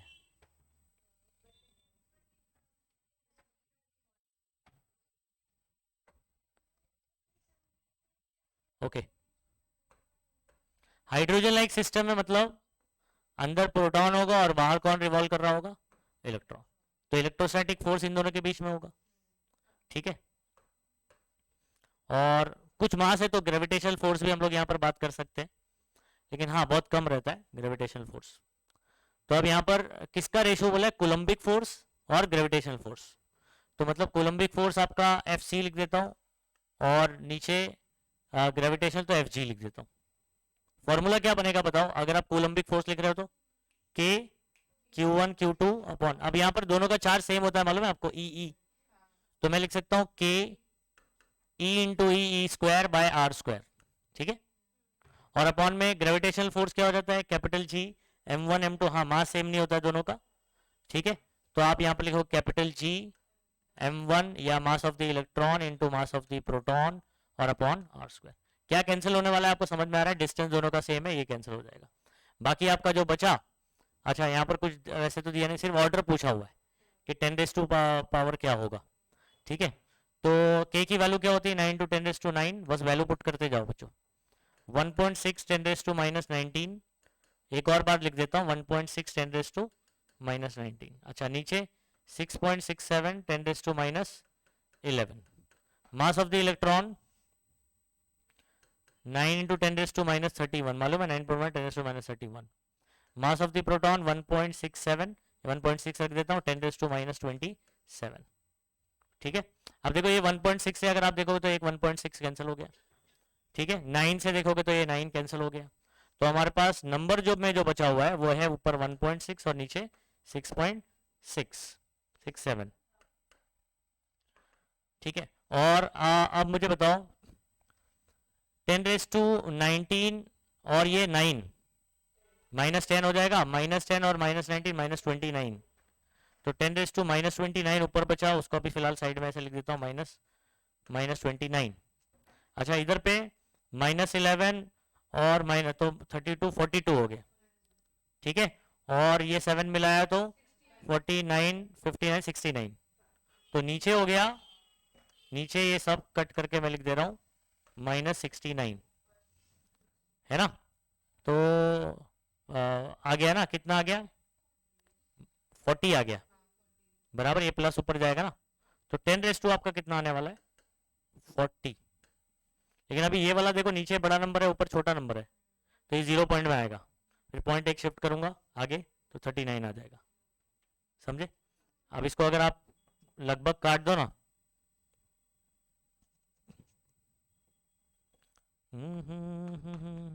इसको एक काम करो, 6.67 को 7 कंसिडर कर लो अप्रोक्सीमेटली, है ना। तो 7 1 जा पॉइंट लगाया, 7 2 जा 14, बस 0.2 कर दिया ना। और 10 कितना आ गया। ऑर्डर ऑफ मैग्नीट्यूड अपन कब बात कर पाएंगे, साइंटिफिक नोटेशन में, जब एक नंबर के बाद होगा। हाँ, ऑर्डर ऑफ मैग्नीट्यूड में हम लोग बोलते थे 0.5 से लेकर 0.5 के बराबर या उससे ग्रेटर, और 5 से छोटा, ठीक है। तो बेसिकली ये हो जाएगा 2 इंटू 10 बोलो 39। तो ऑर्डर क्या हो जाएगा, हाँ एक मिनट, ओके। तो जेई मेन का एक और बहुत ही आसान सवाल है 2024 का, कर चुके हैं ना ऐसा हम लोग, ऐसे टाइप का क्वेश्चन कर चुके हैं। Charge Q is placed at the centre of one of the surface of cube, the flux linked with the cube is, देखो सरफेस पे बोला है उसने, सेंटर ऑफ द क्यूब पे नहीं बोला है। तो अगर मैं एक क्यूब कंसीडर करूं,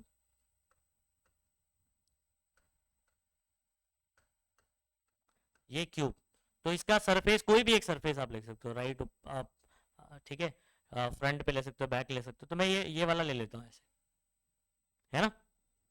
तो अगर मैं इसके नीचे एक और क्यूब बनाऊं,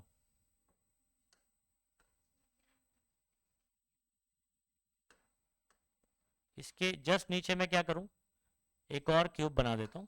तो आप मुझे बताओ, ये इसको मिटाना पड़ेगा मुझे, ये कितने लोग में शेयर हो रहा है, 2 लोग में शेयर हो रहा है ना। तो इसका जो फ्लक्स है वो 2 हिस्सों में बटेगा। तो टोटल फ्लक्स क्या होगा ये पूरे के लिए, क्यू अपॉन एप्सिलॉन नॉट। सिर्फ एक के लिए क्या होगा, या सिर्फ एक के लिए जो अपना चाहिए, वो क्या होगा, क्यू बाय 2 एप्सिलॉन नॉट, समझे। तो सरफेस पे बात करेगा तो लगा के चेक करने का, और एक क्यूब बना के।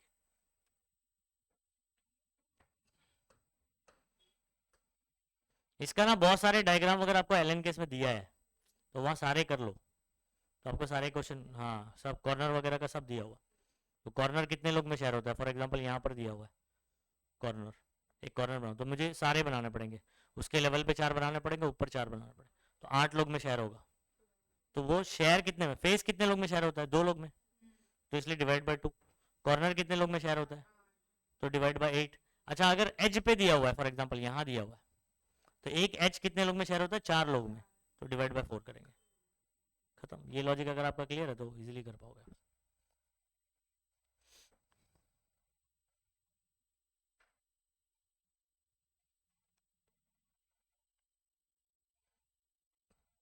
ये भी अगेन आपका जेई मेन 2024 का सवाल है।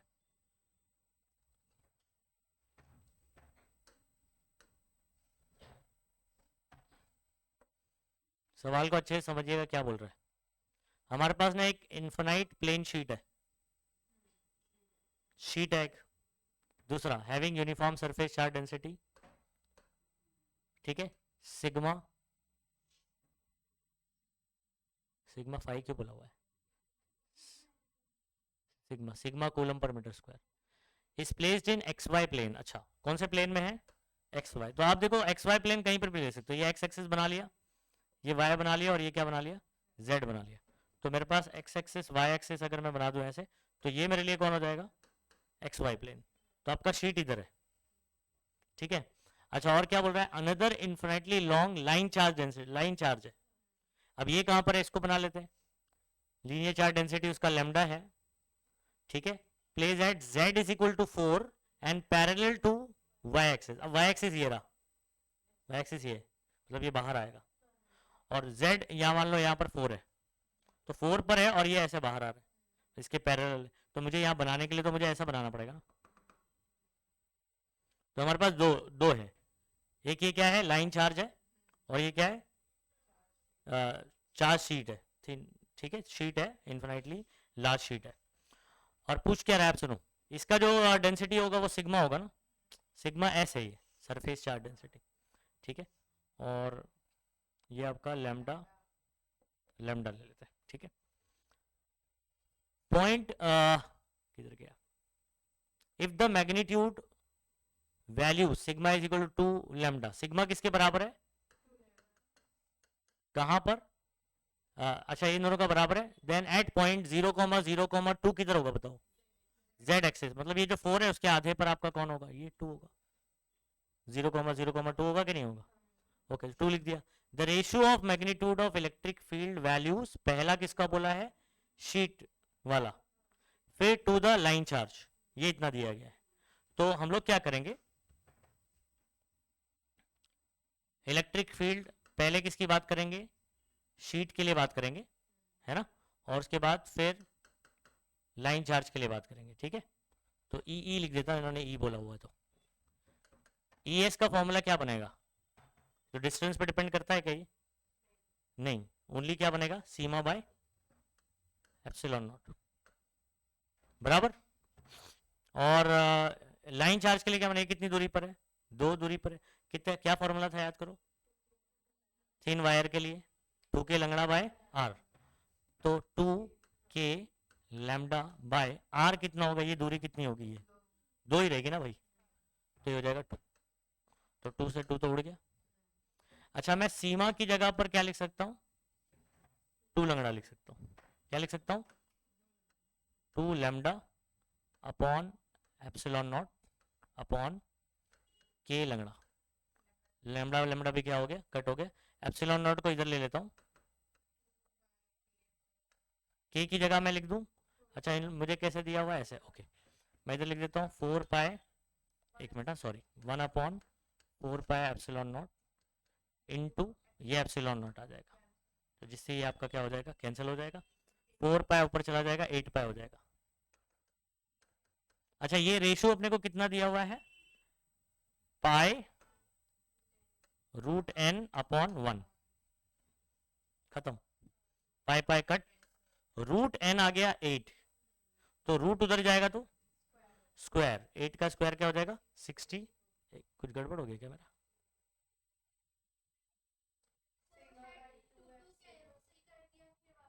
वापस लिख दिया मैंने, नहीं 2 लैम्डा, क्या क्या,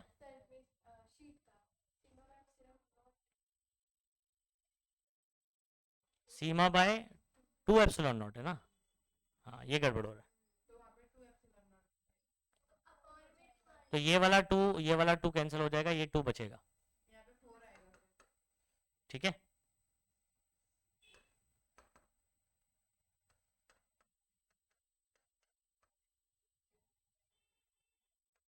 टू पाई हो जाएगा,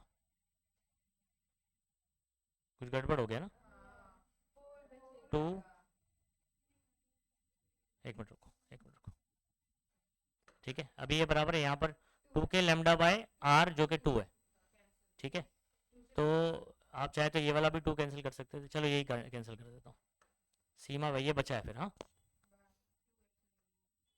2 एप्सिलॉन नॉट के की जगह पर, और इसकी जगह 2 लैम्डा लिख देता हूँ ना, ठीक है, तो लैम्डा से लैम्डा कट, ये 2 से 2 कैंसिल, हाँ 4 बचेगा आपका एप्सिलॉन नॉट से, तो 4 पाई बचेगा, कितना बचेगा, तो आपका हो गया x रूट एन अपॉन 1 हो गया, सॉरी पाई, पाई से पाई कैंसिल, इधर उधर चला गया, कितना आ जाएगा 16, कौन सा ऑप्शन सही होगा, हो गया डन।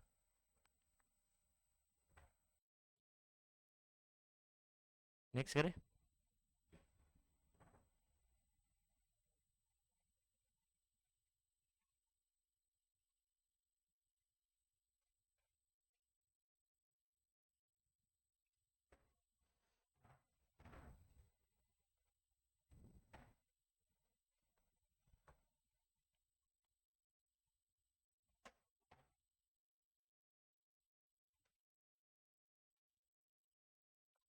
आपको ग्राफ दिया हुआ है,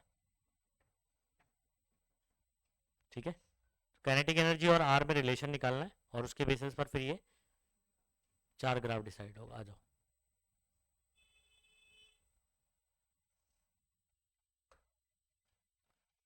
क्या बोल रहा है जरा देखो। Infinitely long positively charge straight thread has linear charge densities, ठीक है, लीनियर चार्ज डेंसिटी दिया हुआ है।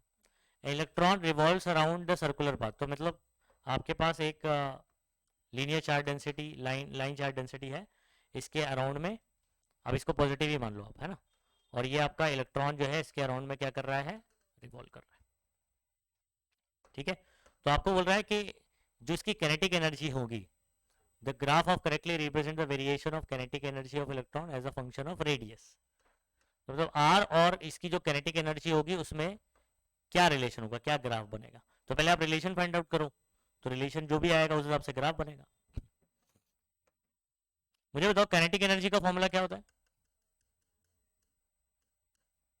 हाफ एम वी स्क्वायर होता है। अच्छा, अब आपको पता है सर्कुलर मोशन कर रहा है, तो सर्कुलर मोशन के लिए कौन सा फोर्स चाहिए होता है। ओके, ये मेरे पास पॉजिटिवली चार्ज ये है ना, प्लस दिया नहीं तो लेमडा प्लस, और ये मेरे पास नेगेटिव चार्ज इलेक्ट्रॉन है। इन दोनों के बीच में इलेक्ट्रोस्टैटिक फोर्स होगा। ओके, तो बेसिकली यहां पर आपका एफ सी पी कौन प्रोवाइड कर रहा है, एफ ई प्रोवाइड कर रहा है। एफ सी पी का फॉर्मूला मैं लगाऊंगा M V square by R, क्योंकि काइनेटिक एनर्जी में एम वी स्क्वायर चाहिए होता है ना, वी स्क्वायर चाहिए होता है। तो यहां पर फॉर्मूला क्या बनेगा, के दोनों का चार्ज। अब इसका, इसके लिए अगर मैं बात करूं, एक मिनट, या ऐसे बात कर लो, इलेक्ट्रोस्टैटिक फोर्स ना लिखते हुए आप क्या बोल सकते हैं, एट दिस पॉइंट इसकी वजह से इलेक्ट्रिक फील्ड कितना होगा। हाँ, electric field E is equal to 2k lambda by R होगा, सही बात है। और यहां पर एफ की जगह मैं क्या लिखूंगा, क्यू इंटू ई, या लिख सकते हो ई इंटू ई। बताओ क्यों, इलेक्ट्रॉन है ना, इलेक्ट्रॉन का चार्ज ई होता है, और इंटू इलेक्ट्रिक फील्ड, समझ रहे हो इतना। ये लीनियर चार्ज डेंसिटी कोई होता है ना, कोई भी पॉजिटिवली चार्ज हो चाहे नेगेटिव चार्ज हो, इसकी आर दूरी पर जो है ना इलेक्ट्रिक फील्ड कितना होता है, थूके लंगड़ा बाय, पहला क्वेश्चन किया था अपन ने इसका, थूके लंगड़ा बाय आर। हाँ, तो लंगड़ा थूकता है, थूके लंगड़ा बाय आर। अच्छा, यहां से अगर आप देखोगे तो ई की जगह पर जरा पुट करो 2k लेमडा बाय आर, तो मुझे बताओ जरा आर से आर क्या हो गया, तो एम वी स्क्वायर आपको कितना मिला, 2 इंटू ई के लेमडा, उसको अगर उधर पुट कर दो तो एम वी स्क्वायर पूरा देख लो, ठीक है। तो मैं यहाँ पर लिख देता हूँ ई इंटू टू के लंगड़ा, 2 से 2 कट हो गया, ई के लंगड़ा। अब काइनेटिक एनर्जी का फाइनल फॉर्मूला ये आ रहा है, के कांस्टेंट है, चार्ज ऑन इलेक्ट्रॉन कांस्टेंट, लंगड़ा कांस्टेंट, तो आर पे तो डिपेंडेंसी नहीं है, मतलब kinetic energy will be constant. तो ग्राफ कैसा बनेगा, इधर पे आर, इधर काइनेटिक एनर्जी अगर मैं बनाऊं तो आर बढ़ता जाएगा लेकिन काइनेटिक एनर्जी की वैल्यू नहीं बदलेगी, ग्राफ स्ट्रेट लाइन बनेगा ऐसा, लेकिन पैरेलल टू एक्स एक्सिस, समझे।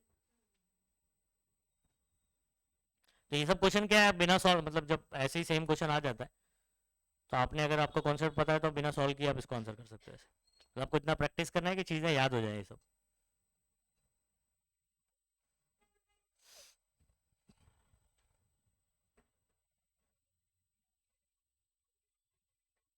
नेक्स्ट करें,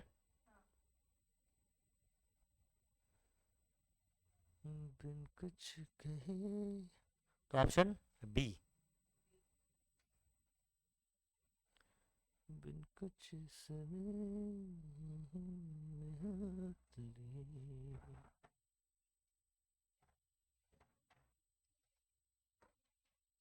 दोनों साथ मेरे, चलो बोलो क्या होगा भाई। Uniformly charge wall provides a uniform electric field, तो आपके पास एक दीवार है, क्या है, दीवार, तो आपके पास यहाँ पर वॉल है एक,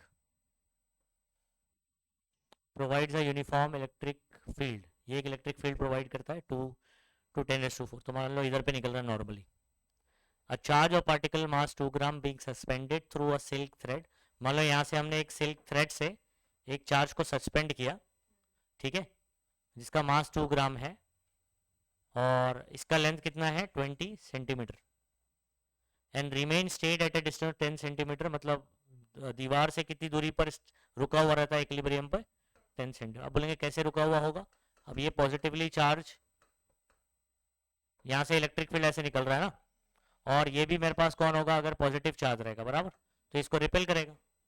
तो रस्सी से बंधा हुआ है ना, ऐसे रस्सी से बंधा हुआ है तो रिपेल कर रहा है, तो यहाँ पर इस पोजीशन पर क्या हो गया, ये इक्विलिब्रियम पर। Then the charge on the particle will be, तो इसके ऊपर जो चार्ज है वो आपको दिया है 1/√x, तो आपको बताना है x कितना होगा। ऐसे कितने क्वेश्चन कर चुके अपन, है ना। तो q कितना है 1/√x है, आपको बताना x कितना होगा, तो मतलब चार्ज निकालना पड़ेगा आपको, उसे कंपेयर करूंगा तो पता चलेगा x कितना होगा।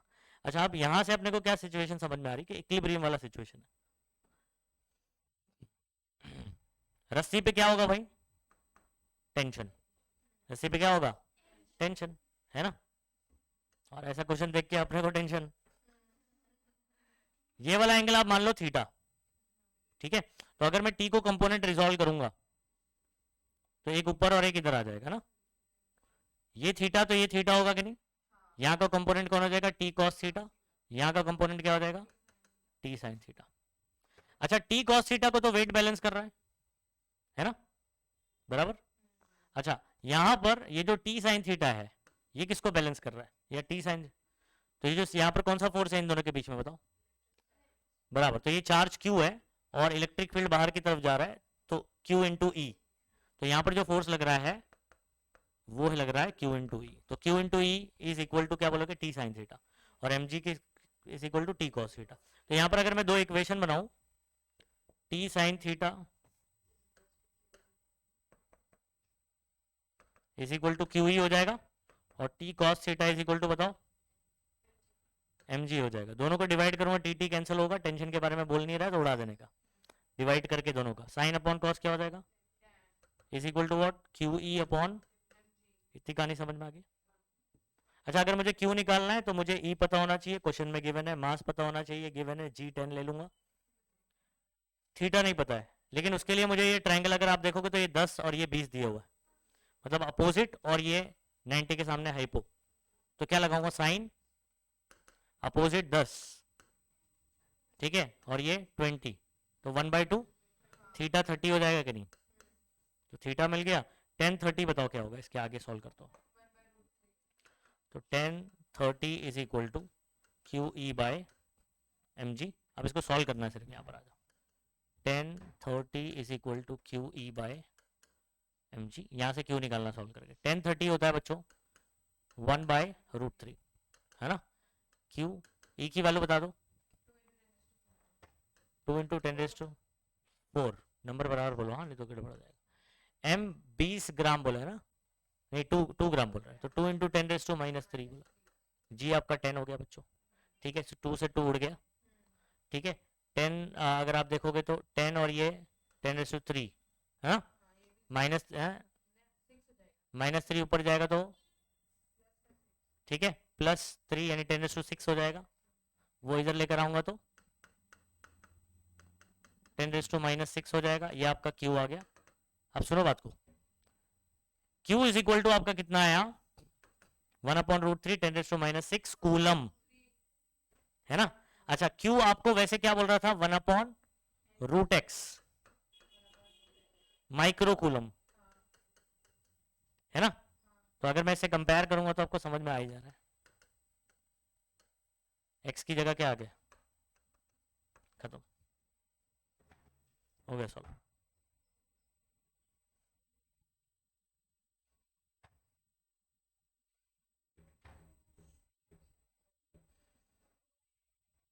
तो ये वाले क्वेश्चन में कॉन्सेप्ट को कहाँ कंबाइन किया, ये क्वेश्चन कौन करके बताएगा, आसान है,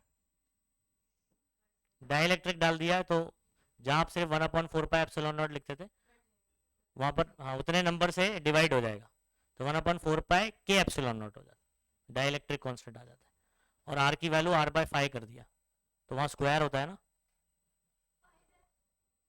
हाँ, क्योंकि वो 25 हो जाएगा, 5 वो ऊपर चला जाएगा, 5 टाइम्स ऑफ एफ हो जाएगा।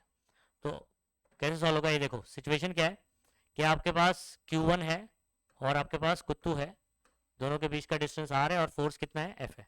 F के लिए फॉर्मूला क्या लिखोगे आप, K Q1 Q2 upon R square, ठीक है। अच्छा, आपको बोल रहा है कि Q1 है, Q2 है, आपने डिस्टेंस को इसके कम कर दिया है, R/5 कर दिया, और बीच में जो है ना एक डाइलेक्ट्रिक डाल दिया जिसकी वैल्यू कितनी है, स्मॉल के लिख रहा हूं मैं इसको, हाँ कितनी, 5। तो फोर्स आपका एफ डैश क्या होगा, तो एफ डैश के लिए फॉर्मूला आपके कैपिटल के ये अलग है और वो अलग है। के तो के नहीं लिखता हूं मैं लिखता हूं 1/4 एप्सिलॉन नॉट के, स्मॉल के। दिस के इज डाइलेक्ट्रिक कांस्टेंट, और वो कैपिटल के जो था वो ये पूरे की जगह पर आ गया, ठीक है। और into Q1 Q2 upon R/5 का स्क्वायर। तो होने वाला क्या है, ये वाला टर्म तो कैपिटल के बन जाएगा, ठीक है। Q1 Q2, स्मॉल के की वैल्यू कितनी है, 5, R स्क्वायर बाय 25, 5 पंजे 25, ये 5 ऊपर आ जाएगा, और ये पूरा टर्म आपका कौन है, हो गया सॉल्व।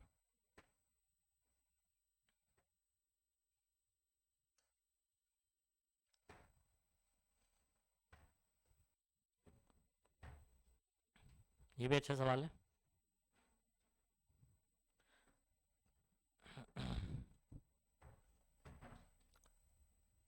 अच्छा मुझे बताओ, इसमें क्या बोल रहा है सवाल में, दो चार्जेस है, लाइक चार्जेस है या अनलाइक चार्जेस है, लाइक चार्जेस है। तो जो आपका कोई दूसरा चार्ज नेक्स्ट लेकर आता हूं इनके बीच में, तो नेट फोर्स 0 किधर होगा, बीच में या बाहर, पहले ये बताओ, कहाँ, बीच में होगा, लाइक चार्जेस है ना, ओके। हाँ, तो Q है और ये कौन है, 3Q है। इसमें आपने कहीं पर, पता नहीं कहां पर, लेकिन कहीं तो आपने स्मॉल q लेकर आए, ठीक है, in between at a distance of x। कहां से, स्मॉल q से, ये इंपॉर्टेंट है। क्वेश्चन में ऐसे ही बोल सकता है, small q at a distance of x from 3Q। तो स्मॉल q को लाया, लेकिन किससे x दूरी है, q से। तो ये भी q है, ये भी q है, तो कंफ्यूज मत होना इसमें अंदर, ठीक है। अच्छा, ये कितना हो जाएगा, अगर इन दोनों के बीच का डिस्टेंस ये r है, तो ये कितना हो जाएगा, R-x हो जाएगा। अच्छा, इसका शॉर्टकट क्या बताया था, कुछ याद है मैंने आपको, चार्ज अपॉन उसके डिस्टेंस का स्क्वायर, चार्ज अपॉन उसके डिस्टेंस का स्क्वायर, है ना। तो यहाँ पर क्या हो जाएगा, Q अपॉन एक्स स्क्वायर, और यहाँ पर 3Q अपॉन R-x का स्क्वायर। Q से Q कट हो गया, ये इधर चला जाएगा, ये इधर चला जाएगा, यानी R-x का whole square is equal to 3x square, ठीक है। अगर मैं स्क्वायर रूट ले लूं तो R-x is equal to √3x हो जाएगा कि नहीं, बोलो, है ना। -x उधर भेजता हूं तो +x हो जाएगा, x कॉमन लूंगा तो √3 + 1 हो जाएगा, है ना। x कितना होगा, इसको यहां भेज देता हूं, तो x कितना हो जाएगा, R अपॉन, मिल गया आंसर, कौन सा ऑप्शन सही होगा। अच्छा, इस क्वेश्चन में ना ध्यान रखना है कि x आप कहां से लोगे, क्वेश्चन में आपको जो बोलेगा वहां से, अपनी मर्जी से कुछ भी मत ले लेना x, तो ये बात ध्यान रखना।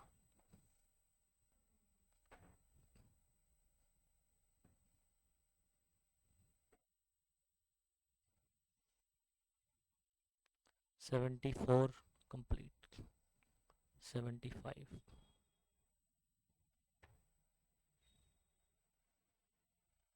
टाइम पीरियड वाला सवाल है।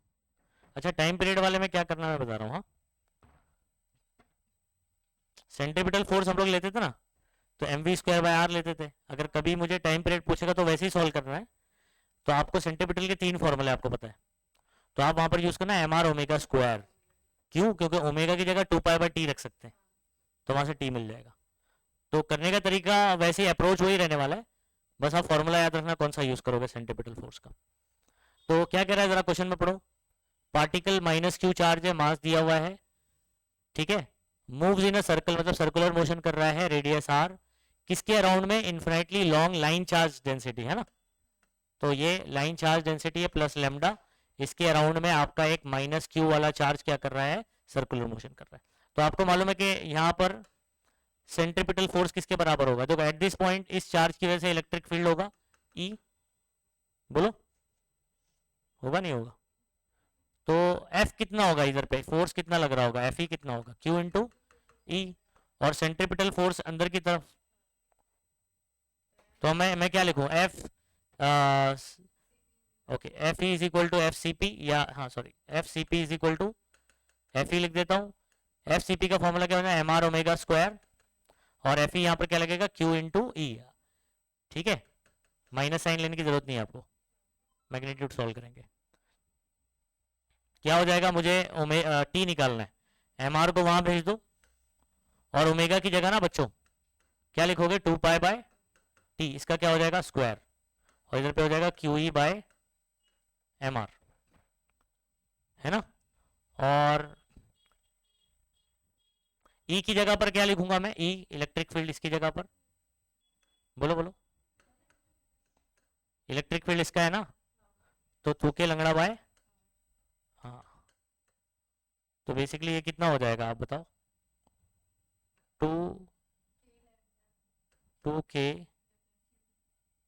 Q lambda M R square हो जाएगा, और यहाँ पर 2 पाई बाय टी, स्क्वायर उधर जाएगा तो रूट हो जाएगा।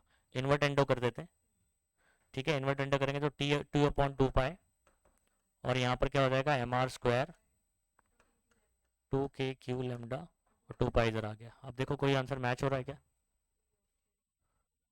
अच्छा एम आर स्क्वायर, आर बाहर ले लिया इन्होंने, आर स्क्वायर बाहर आ गया तो 2 पाई आर, समझ पा रहे, 2 के क्यू लेमडा, या लेमडा क्यू, ऑप्शन आपका। तो टाइम पीरियड के लिए क्या अप्रोच रहेगा याद रखना, सेंटीपिटल अगर सर्कुलर मोशन हो रहा है, सेंटीपिटल में से आप एम आर ओमेगा स्क्वायर लगाओगे, वहां से टी निकलेगा। जी में 2024।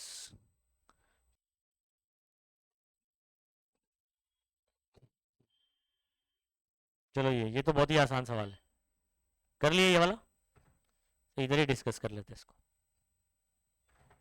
ये आपको क्या दिया हुआ है, ई बार दिया हुआ है ना, और आपको एरिया भी डायरेक्टली वेक्टर फॉर्म में दिया हुआ है। आपको मालूम है कि जब इन दोनों का डॉट लूंगा तो यही मल्टीप्लाई करना है सिर्फ, बाकी तो जीरो हो जाएगा, तो 3 6 18 180 फ्लक्स आ जाएगा, खत्म, समझे। अब वाई जेड प्लेन नहीं भी दे तो चल जाता था, क्योंकि इन्होंने वेक्टर फॉर्म में दिया हुआ है। फॉर एग्जाम्पल बोलता 30 मीटर स्क्वायर इन वाई जेड प्लेन, तो फिर आपको सोचना पड़ता है कि इसको आई कैप लगाना पड़ेगा आपको, ऐसा कर चुके क्वेश्चन।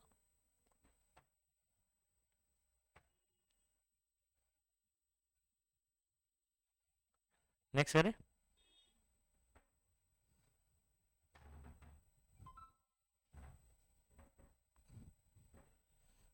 ये वाला अच्छा सवाल है, कौन करके बताएगा।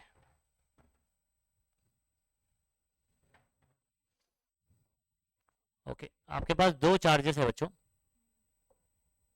5 क्यू और -2 Q, situated at the point 3 A and 3 a, 0 किधर आएगा, एक्स एक्सिस पर आएगा, positive x axis, -5 a, 0 x axis के नेगेटिव साइड में आएगा। ओके, तो मैं ऐसे एक्स एक्सिस बना देता हूँ, ठीक है, 1 2 3, ओके, तो यहाँ पर आ जाएगा 3 a, 0, यहाँ पर कौन है आपका, 5 क्यू है, सही बात है। अच्छा इधर पे -5, 1 2 3 4 5, तो -5 a, 0 इधर आएगा, यहाँ पर आपका -2 क्यू है।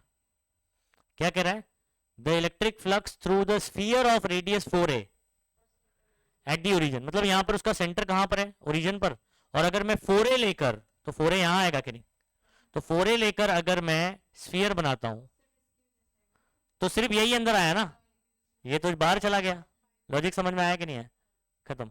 तो अंदर चार्ज कौन आ रहा है, ओनली 5 क्यू, तो 5 Q by epsilon not,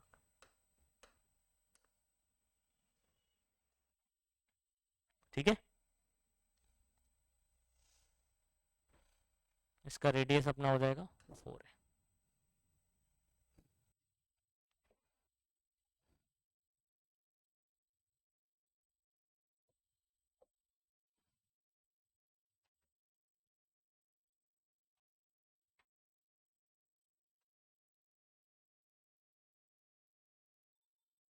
okay क्या दिया बच्चों, -4 + 4 आर प्लेस्ड एट, ठीक है, 104 पर और 2 - 1 5 पे लोकेटेड इन इलेक्ट्रिक फील्ड।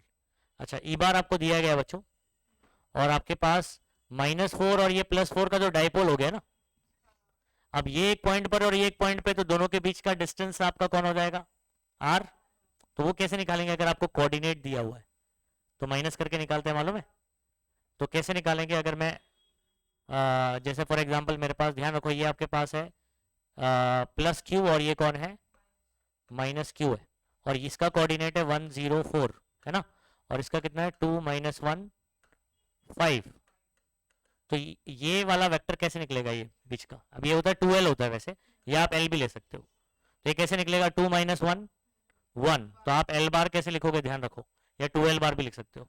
तो ये 2 - 1 1 i कैप, -1 - 0 -j कैप है ना, 5 - 4 1 k कैप, यानी k कैप हो गया।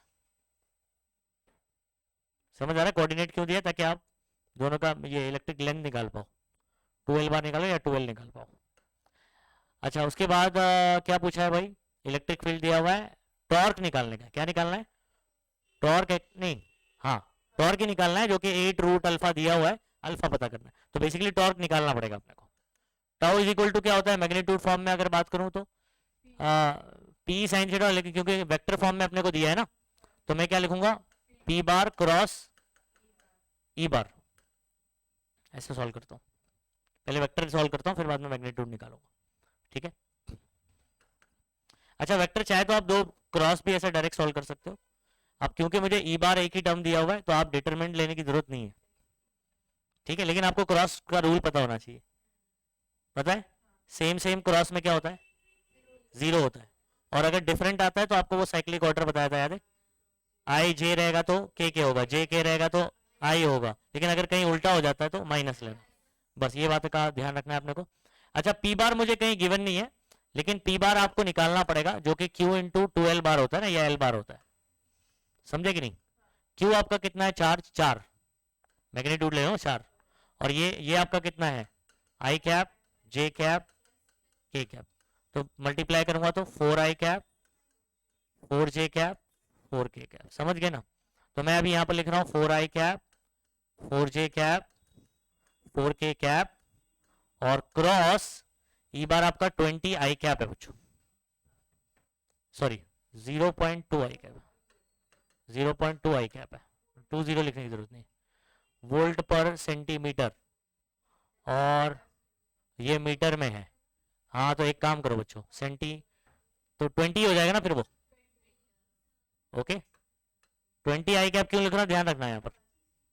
अच्छा आप क्या करें, ये इसके साथ मल्टीप्लाई होगा तो ये तो 0 आ जाएगा, क्योंकि i क्रॉस i 0 हो गया, फिर उसके बाद क्या होगा, 2 4 8 80, j क्रॉस i, ऐसे देखना उल्टा, ऐसे मत देखना, j क्रॉस i, तो j क्रॉस i पीछे जा रहे हो आप, तो माइनस के कैप आ जाएगा, तो माइनस माइनस प्लस हो जाएगा, उसके बाद +4 सॉरी 80, बताओ k क्रॉस i, तो ये तो आगे ही जा रहे हैं अपन, i j k फिर i, ऑर्डर में है ना, क्लॉकवाइज, तो k क्रॉस i j आ जाएगा डायरेक्टली, तो आपका बेसिकली कितना आ गया, 80 k कैप और 80 j कैप। ये कौन आ गया आपका, टाउ। मैग्नीट्यूड कैसे निकालेंगे आपको पता है, √80² + 80², 2 × 80² ना, सही है, 80² बाहर चला गया तो 80 बराबर, और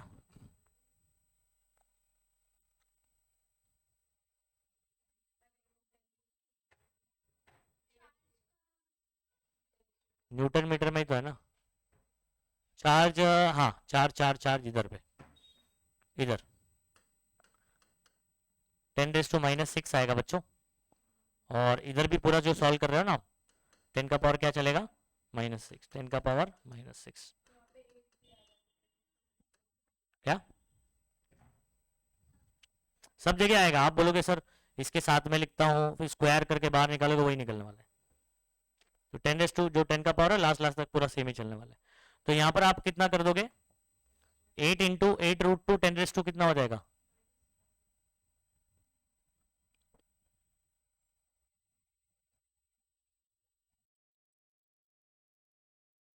अगर मान लो वोल्ट पर मीटर में ही गिवन है 0.2 0.8,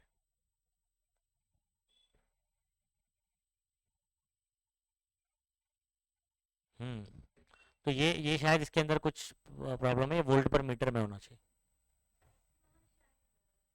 क्योंकि अगर ये वोल्ट पर मीटर में होता है ना, वोल्ट पर मीटर में होता है, तो मैं यहाँ पर कितना लिखूंगा 0.2 लिखूंगा, और जिसकी वजह से ये कितना होने वाला है 0.8 है ना, के कैप, और 0.8 जे कैप, और 10 का पावर ये -6 चल रहा है साथ में। फिर पॉइंट अगर मैं एक आगे कर देता हूं, 80 कर दूंगा ना इसको, -8 हो जाए नहीं, हाँ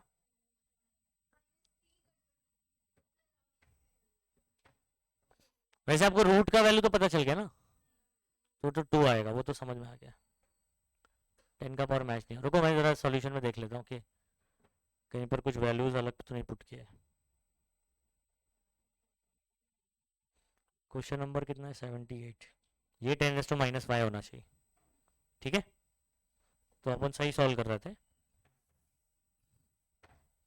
तो क्वेश्चन में मिस्टेक यहाँ क्या होगा,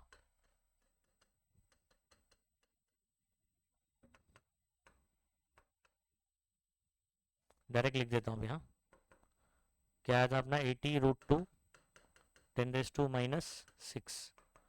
तो √2 10⁻8 √2 10⁻⁵।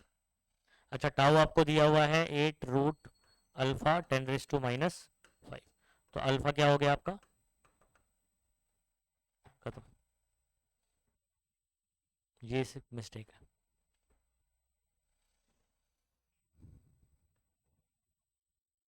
चलो नेक्स्ट करें।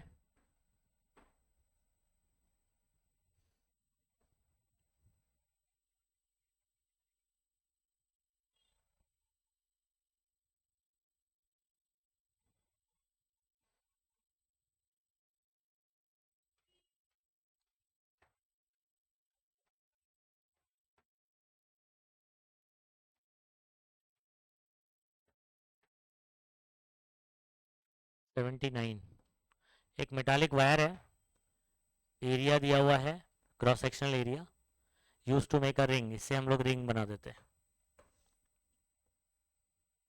एक रिंग बना देते हैं जिसका रेडियस है 30 centimetre, positive charge of 2 pi coulomb, तो इसके ऊपर जो है ना +2 पाई कूलम का चार्ज है, पूरे इस पे डिस्ट्रीब्यूटेड है।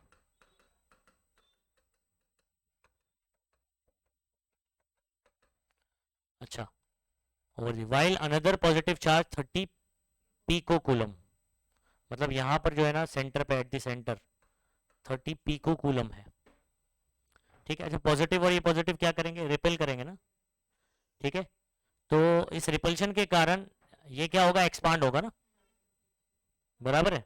अच्छा, जिसकी वजह से इस तार के ऊपर ना टेंशन क्रिएट होगा, क्या क्रिएट होगा, टेंशन क्रिएट होगा। अब आपको क्या बोल रहा है, the tension in the ring is dash Newton provided that the ring does not gate deform, मतलब इस पे कितना तनाव होना चाहिए कि इसका शेप चेंज ना हो, ठीक है। तो आप कोई एक पॉइंट ले लोगे, कोई एक पॉइंट ले लोगे यहां पर,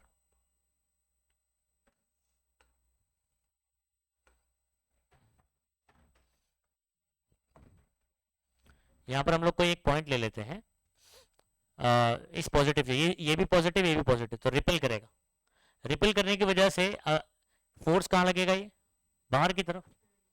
अब फोर्स अगर बाहर की तरफ लगेगा तो ये जो रिंग है इस पे तनाव तो सिर्फ टेंजेंशियल होगा ना, तो टेंशन क्रिएट कैसे होगा, ऐसे, और ये ऐसे टेंशन क्रिएट होगा,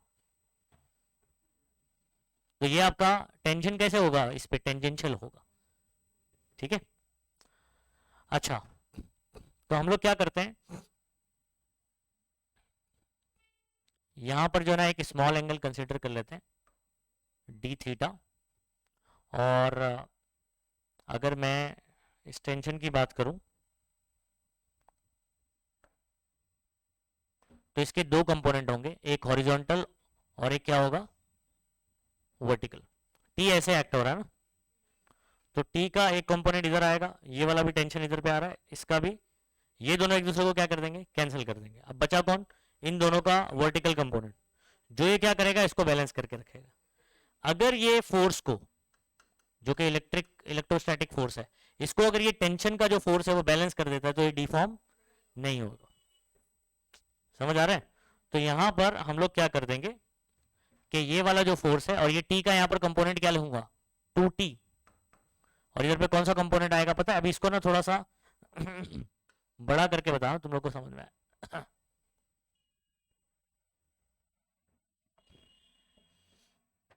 काम करता, रुको।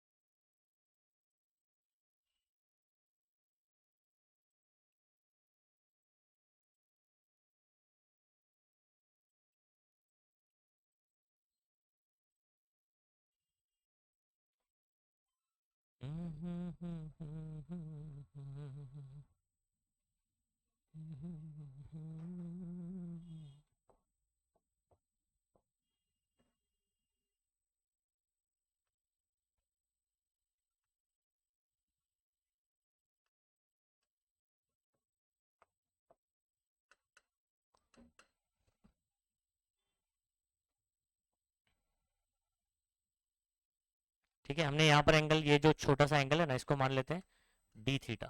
तो इसका आधा ये कितना हो जाएगा, डी थीटा बाई 2, और ये वाला भी कितना हो जाएगा, डी थीटा बाई 2। समझ रहे हो?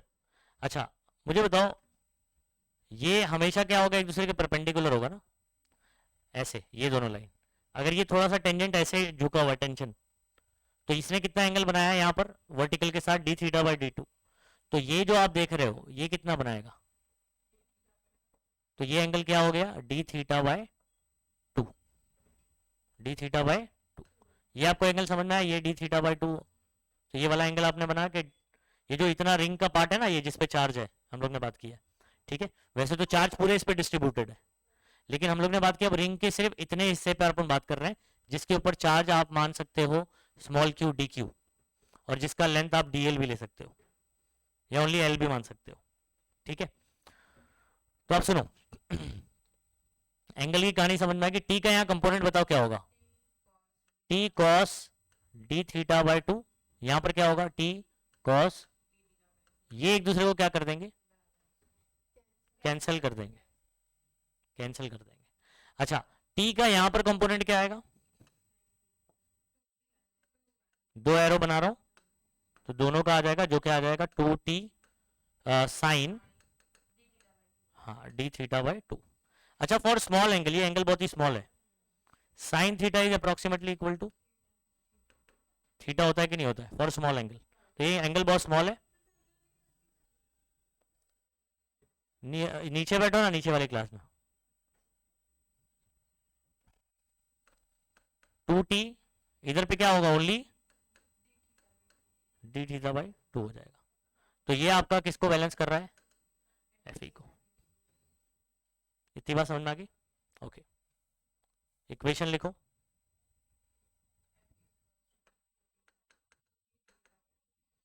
ठीक है,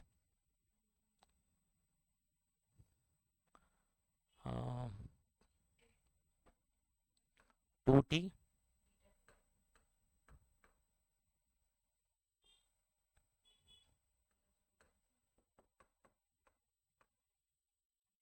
एफ ई की जगह क्या लिख सकते हैं, दोनों के बीच का डिस्टेंस आपको पता है 30 सेंटीमीटर है ना, आर पता है, और पॉइंट चार्ज लेंगे ना, तो के क्यू बाय आर स्क्वायर, क्या,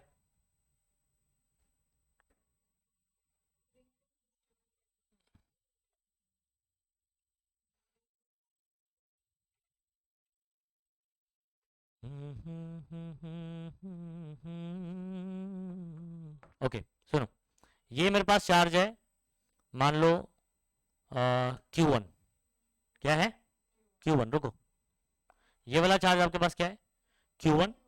ये वाला चार्ज आप क्या बोल रहे हो, छोटे से इस पे dq है, तो मैं लिख देता हूं k Q1 dq by are square, जो भी अपना रेडियस का स्क्वायर। ठीक है, अब फर्दर कहानी क्या शुरू होती है, मेरे पास तो इतना हिस्सा नहीं है ना, पूरा रिंग है ना। ठीक है, तो नहीं नहीं, इंटीग्रेट कर सकते हैं, लेकिन आप इंटीग्रेट मत करो, मैं यहाँ पर आपको थोड़ा सा इसको लॉजिकली सॉल्व कर देता हूँ। ये छोटे से रिंग का लेंथ आप मान लीजिए dl है ना, क्या मान लीजिए dl, इस पे चार्ज कितना है dq। तो अगर मैं आपको charge per unit length lambda बात करूं तो आप लिख सकते हो dq बाय dl, है ना। अच्छा, पूरे रिंग की बात कर लो, पूरे रिंग पे चार्ज कितना है, ये वाला Q1 माना है तो उसको पूरे वाले को मान लो Q2, तो ये क्या हो जाएगा Q2 अपॉन पूरा लेंथ कितना हो जाएगा 2 पाई कैपिटल आर हो जाएगा, मतलब lambda equal to D Q by D L, this is also equal to Q2 by 2 pi R. तो अगर मैं इन दोनों को इक्वेट कर दूं तो dl को उधर भेज देता हूं, तो dq की जगह मैं क्या लिख सकता हूं Q2 dl 2 पाई आर। तो मैं यहाँ क्या कर दे रहा हूं, dq की जगह मैं क्या लिख दे रहा हूं, ठीक है, Q2 और dl बाय आर स्क्वायर तो यहाँ पर ऑलरेडी है, और 2 पाई आर। किसकी जगह आया ये समझ में आ रहा है, dq की जगह पर आया। अच्छा चलो एक और चीज आपसे पूछता हूं, ये वाला जो पिज्जा दिख रहा है ना इतना पार्ट, ये एंगल आपका सामने वाली क्लास की चाबी, नीचे वाली क्लास में बैठो, कितने लोग हैं तुम लोग, नीचे वाली क्लास में बैठो, डी थीटा, और ये आपका क्या है dl, ये आपका है r, कोई रिलेशन पता है, angle is equal to R upon radius. Okay, तो एंगल यानी D theta is equal to dl by, इस डी थीटा की जगह मैं क्या लिख सकता हूं dl बाय, है ना, बराबर। अब मेरे पास t का फॉर्मूला, टेंशन ही निकालने बोला था ना अपने को, तो t का फॉर्मूला मिल चुका है, जिसमें आपको k पता है, Q1 भी पता है सेंटर वाला, Q2 भी पता है पूरे रिंग पे, है ना, Q2, और आपको R भी पता है 2 पाई, तो खैर हाँ, सॉल्व कर लें इसको। चलो, t is equal to k की वैल्यू कितनी 9 इंटू 10⁹ Q1 Q2 बोलो, Q1 है सेंटर पे वाला 30 पिको कूलम, 30 इंटू 10⁻12, हाँ, और कुत्तू कितना है 2 पाई, देखो पाई की चिंता नहीं करना, कट जाएगा अपने आप।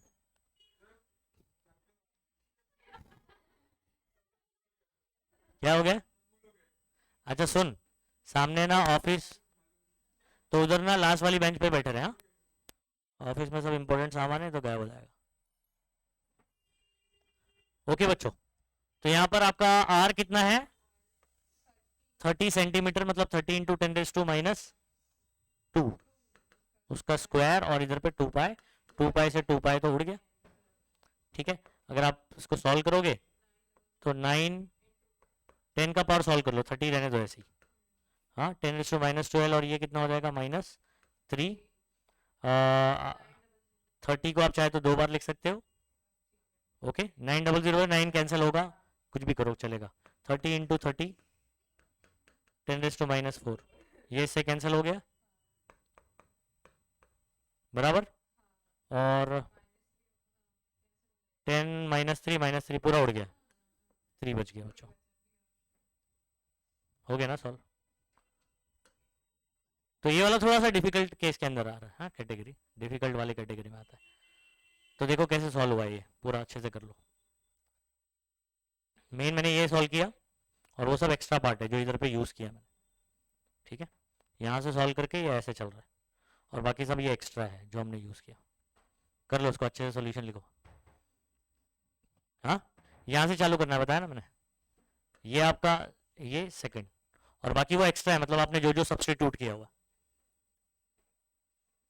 जैसे मैंने डी क्यू की जगह पर कैसे लिखा, तो लेमडा का एक मैंने अपने हिस्से वाला लिखा और पूरे रिंग से कंपेयर किया।